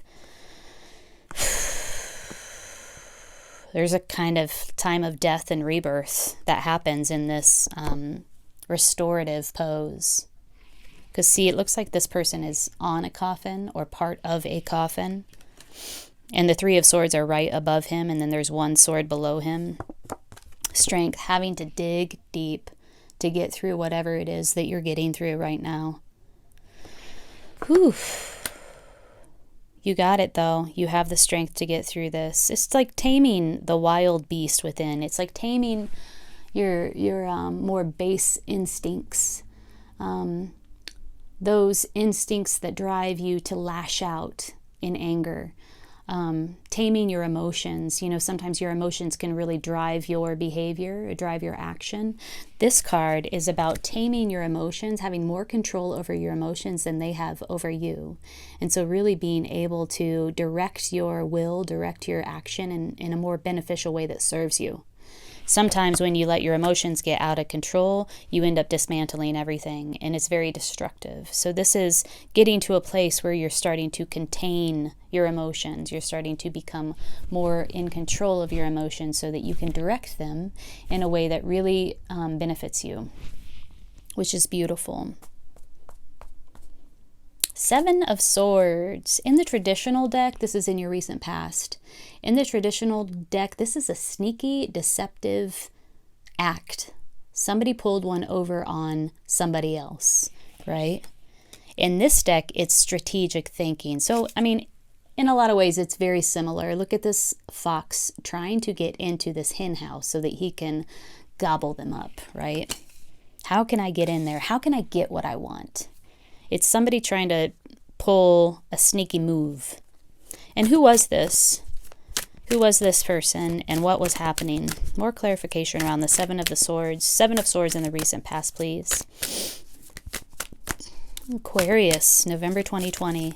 If this reading is resonating with you, please hit the like button and leave a comment below, and I'll put your name in the drawing for a free personal reading in November. I'm really excited about that. It'll be a 30-minute reading via Zoom or video link. Seven of Swords, please. Who is this sneaky thing? Oh, well, whatever sneaky action happened in the past, you became fully aware of it. When the sun shines its light, you see everything. Everything becomes really clear. And it revealed something to you about this person or about this thing. Kind of in the nick of time. Wow. Let's clarify the Priestess of Cups or the Queen of Cups in your near future. This is somebody who has great control over their emotions. Creating a container. And, you know, listen, it's not... Ooh. I'll finish that thought in a minute. The Magician came out to clarify the Queen of Cups. It's not a repression of emotion, just to be clear. The Queen of Cups is very sophisticated where it comes to her emotions. She's very elegant, has a very elegant approach and a keen awareness of her emotions. And she really creates that container for herself to sit with her emotions and then to channel her emotions in the way that is most effective. And I really get the sense that that is what's going to be happening for you in the near future. The Magician has all the tools and the resources that he or she needs to manifest their will. It really is when you align your emotions with your intentions and then you visualize that. That's the magic. The visualization and the action is the magic. But when you align your emotions with your will, with your intention, that's when you can deliver your own dreams, right? That's when you can manifest your own dreams.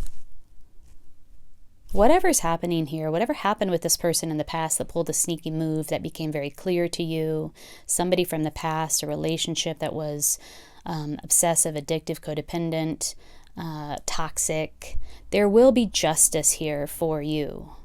And you are standing your ground very strongly. You are defending your beliefs. You're defending your heart. It's probably not feeling awesome in your brain. You're probably thinking about it a lot. There's a lot of mental drama happening. But, I mean, that's to be expected when you go through something like this. In your foundation, the foundation of the reading, in the position of your body, we have a great restoration of your energy. A timeout, a waiting period. Waiting for that insight, that greater insight. Let's pull a guidance card or a card of advice for you around this situation in November. These are the cards, Medicine Cards by Sands and Carson. And they are lovely.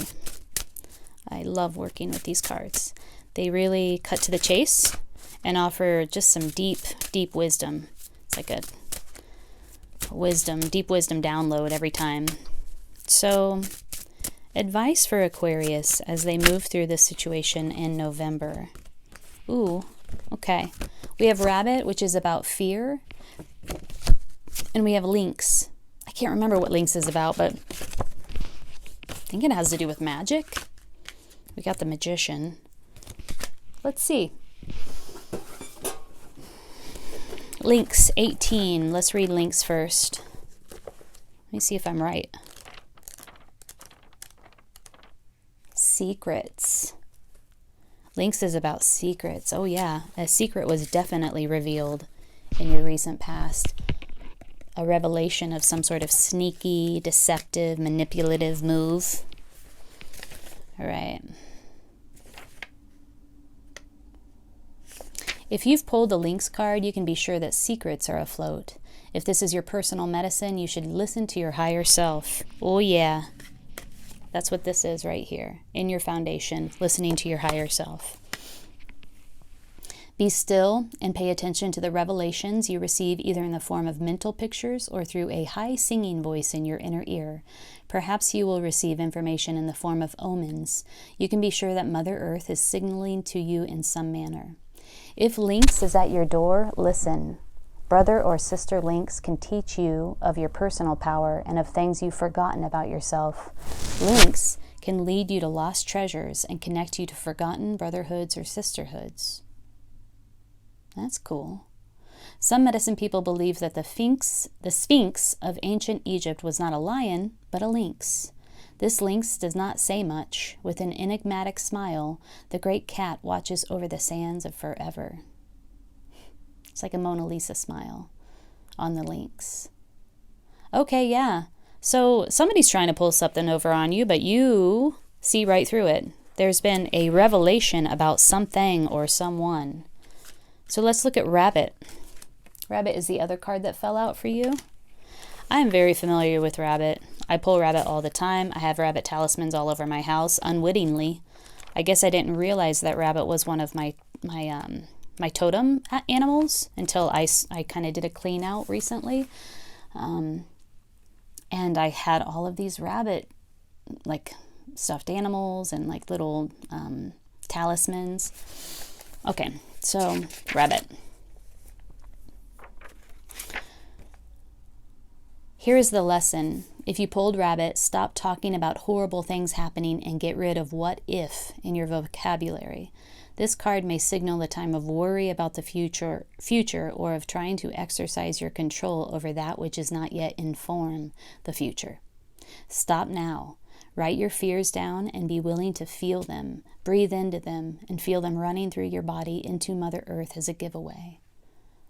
Oh yeah, so controlling your emotions, controlling your fear, being very aware of your fear so that it doesn't run you.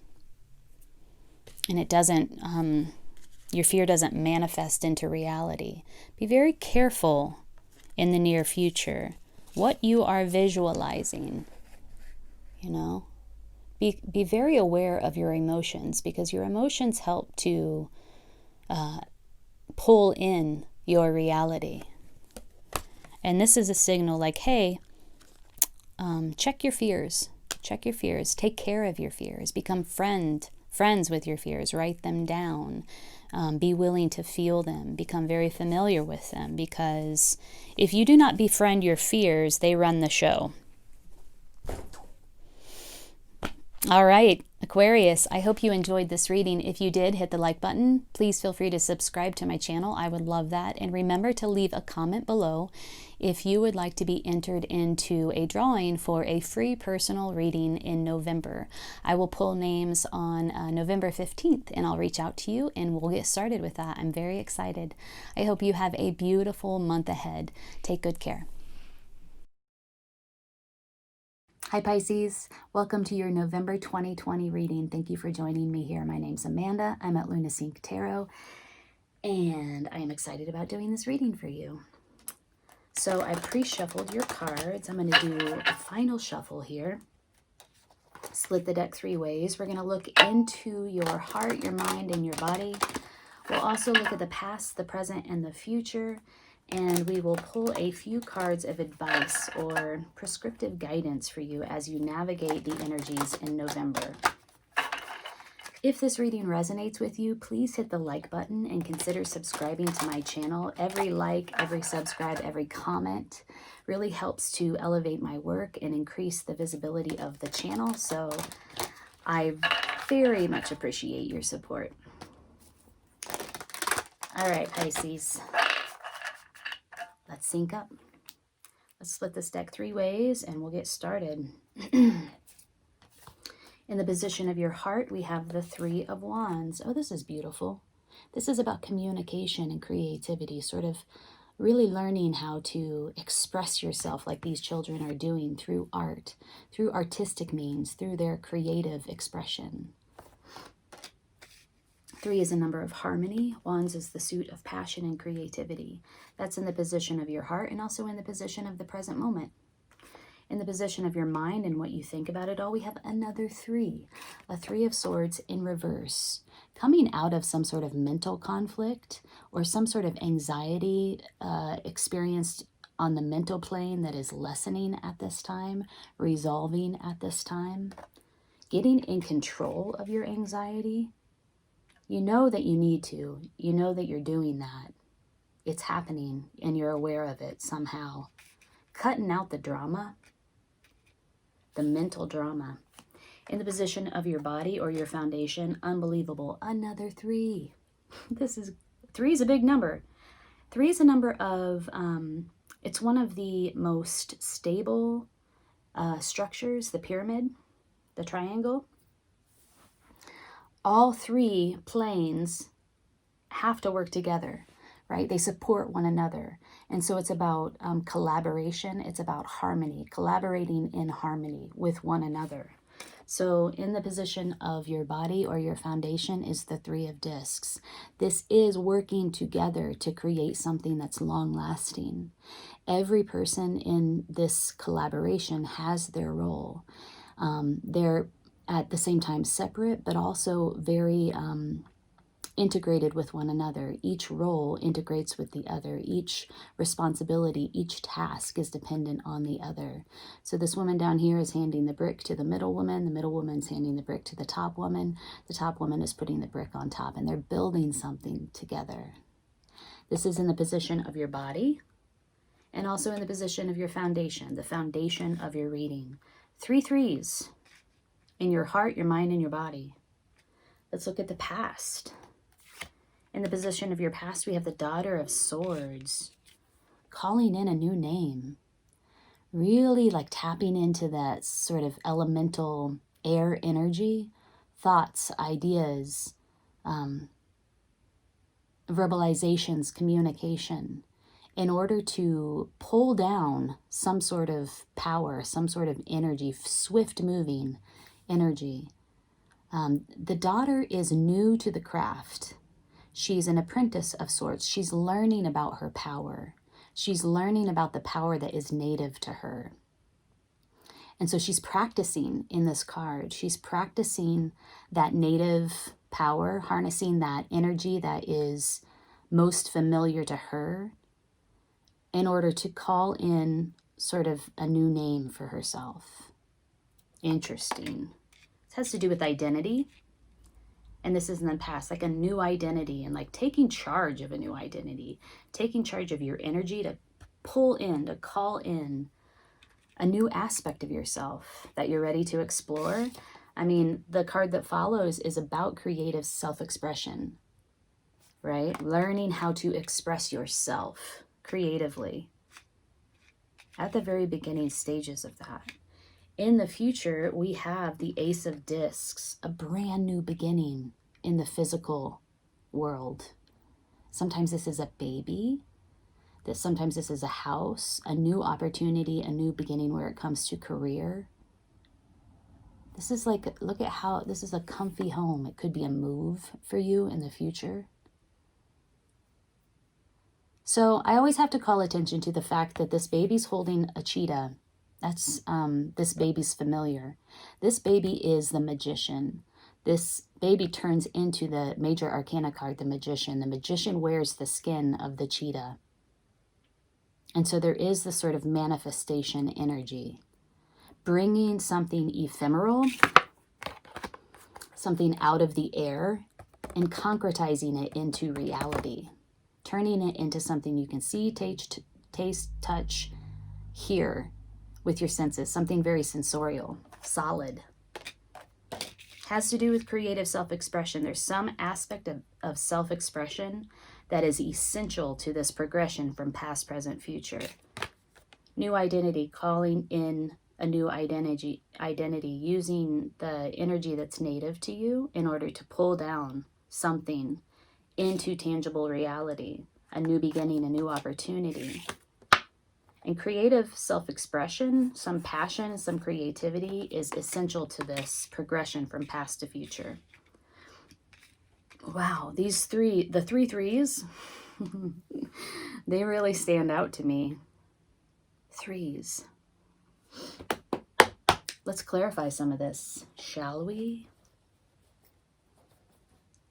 What are we going to use? What do we want to use here? I guess I just want some tangible clarification around some of this. What is this thing that you're calling into reality? What is it? This thing that self-expression is so much a part of in order to make it happen. What is this new beginning?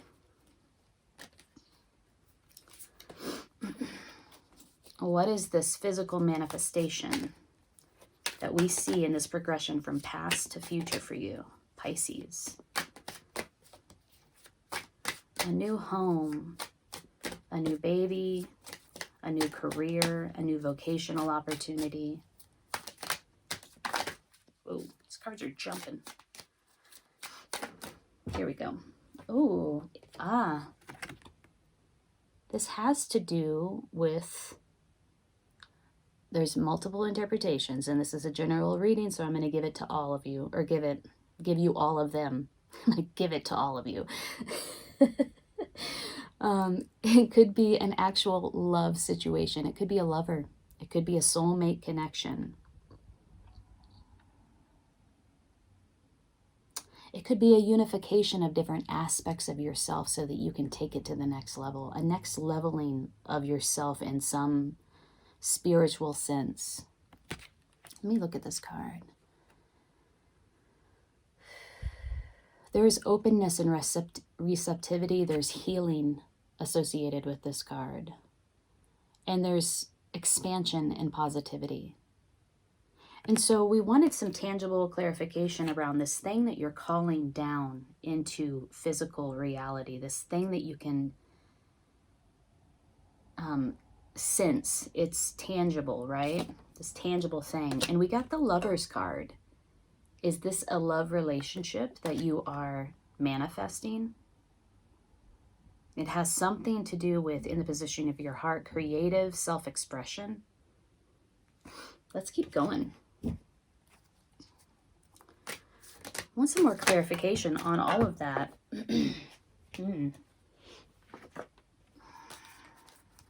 4 cards fell out, so I'm going to read them all real quickly. Healing, being seen, making a wish. Whatever this is, definitely was very intentional on your part. You saw what you wanted, you asked for what you wanted, you participated in bringing it into reality. It's making a wish and having your wish come true. It's also visibility, like high visibility. People are seeing you. Again, another 3, and this is a repeat of the 3 of, no, we didn't have the 3 of yeah, we did. We had the 3 of discs, which is the 3 of pentacles. So a repeat of this card to clarify what this thing is that you're bringing into reality. And it's something that you are collaborating with others. Other people and your collaborations with other people are essential to helping you to bring this thing into existence. Beautiful. You might have the assistance of somebody who is very adept at creating what they want, creating the ideal surroundings, creating abundance in their lives. The Queen of Pentacles is very much like that. She comes from an energy of rock solid abundance. Like she just has what it takes to make shit happen. She has what it takes to make her world beautiful. She's very fertile. And there's a lot of fertility surrounding her. So you might have the help of that type of person, or it could be that you're stepping into that type of energy in order to bring this thing into fruition. And finally, we have the Tower card. So this could happen very suddenly. Swift moving action. Remember when we were talking about how the Daughter of Swords just, brings this in really quickly. Look at how this wind is, this horse, a stallion, is coming in so swiftly, so quickly. This is fast moving energy. It has to do also with something that is shaken to the core. Some foundation that no longer serves you is being dismantled in order for you to build again, build this thing again that serves you in the way that you need it to coming in the future. Wow. That's a lot of positive, dynamic energy for you in November, Pisces. And again, the focus, just time and time and time again, is this 3, like working in collaboration with others is going to be so critical for you to move through this manifestation energy in November in order for you to pull down that energy and get the thing that you want, right? To manifest this thing into reality. It's pretty cool. Let's pull a guidance card for you in November. We're going to use the Goddess Guidance Oracle cards. I still like these cards. I've had them for quite some time. And I still enjoy using them. So guidance for you, Pisces, as you navigate these energies in November. Whoa. Okay. Oh yeah, Artemis. For sure. This is Artemis. Right? That's the total embodiment of Artemis. Guardian. You and your loved ones are safe and spiritually protected. Let me show this to you. Okay, let's read about Artemis.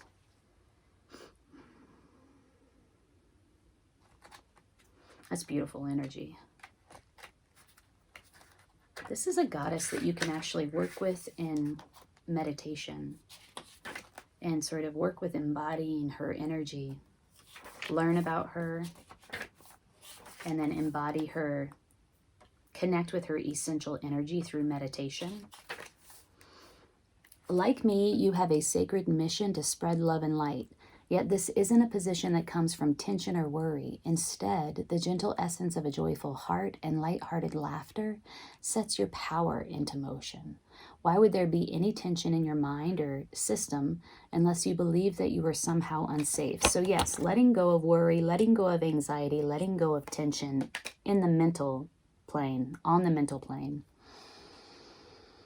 And how could you be unsafe when you've called upon the spiritual warriors to watch over you? Your prayers have activated the flawless protection of heaven. So ease your mind of all cares and concerns and concentrate instead upon your holy mission. Various meanings of this card. The angels are watching over you and your family. Your future is safe and secure. All your needs are being met and always will be. And the worst is now behind you. So let's learn about Artemis. The Greek goddess Artemis is the twin sister of Apollo, the sun god. She's a powerful, tomboyish goddess who prefers to spend her time in the woods with wild animals. Artemis has carried a bow and arrow ever since they were given to her in childhood, yet she never uses them to hurt anything. Rather, the energy of her bow and arrow is a talisman that helps her focus her thoughts and intentions, and she always reaches the mark of her manifestations. She always reaches the mark of her manifestations. Bow and arrow is a talisman that helps her focus her thoughts and intentions. There's a strong message here of getting your thoughts and your anxieties under control in order to focus mentally on what it is that you want to bring into reality. Artemis helps us concentrate and focus as well. She offers protection to all who call upon her, particularly women and children. Beautiful. That is really beautiful. I feel like that's a very clear message for you. We have the four threes that came up. We have the Three of Swords. 2 times the Three of Discs came up and the Three of Wands. This is about collaborating. This is about collaboration. You will be working with others in order to turn this thing into reality. And then we have the strong message. We have Artemis that came up twice of focusing your intention, letting go of anxiety and concern in order to focus, in order to hit the mark of your manifestation. Pull down that power. It will take some effort and it will take intention and it will take focus. And Artemis is saying you're protected. You're protected. Call on me for protection. Your future is safe and secure. There's nothing to be concerned about here. Let it go. Something is turning into reality here for you in the future in November. The Lover's card came up to clarify the Ace of Discs. This is a new beginning where it comes to home, family, love, career, vocation. This is a unification of the different aspects of yourself, sometimes fragmented aspects of yourself, in order to reach a new wholeness with your emotions and with your spirituality. Or it could be a soulmate connection that's manifesting here. Pisces, November looks like it's hot for you. If you like this reading, hit the like button, subscribe to my channel, comment below. I'd love to hear how this resonates. Every like, every subscribe, every comment helps my work to elevate and also increases visibility for my channel. So I really appreciate you. Thank you so much. I hope you have the best November.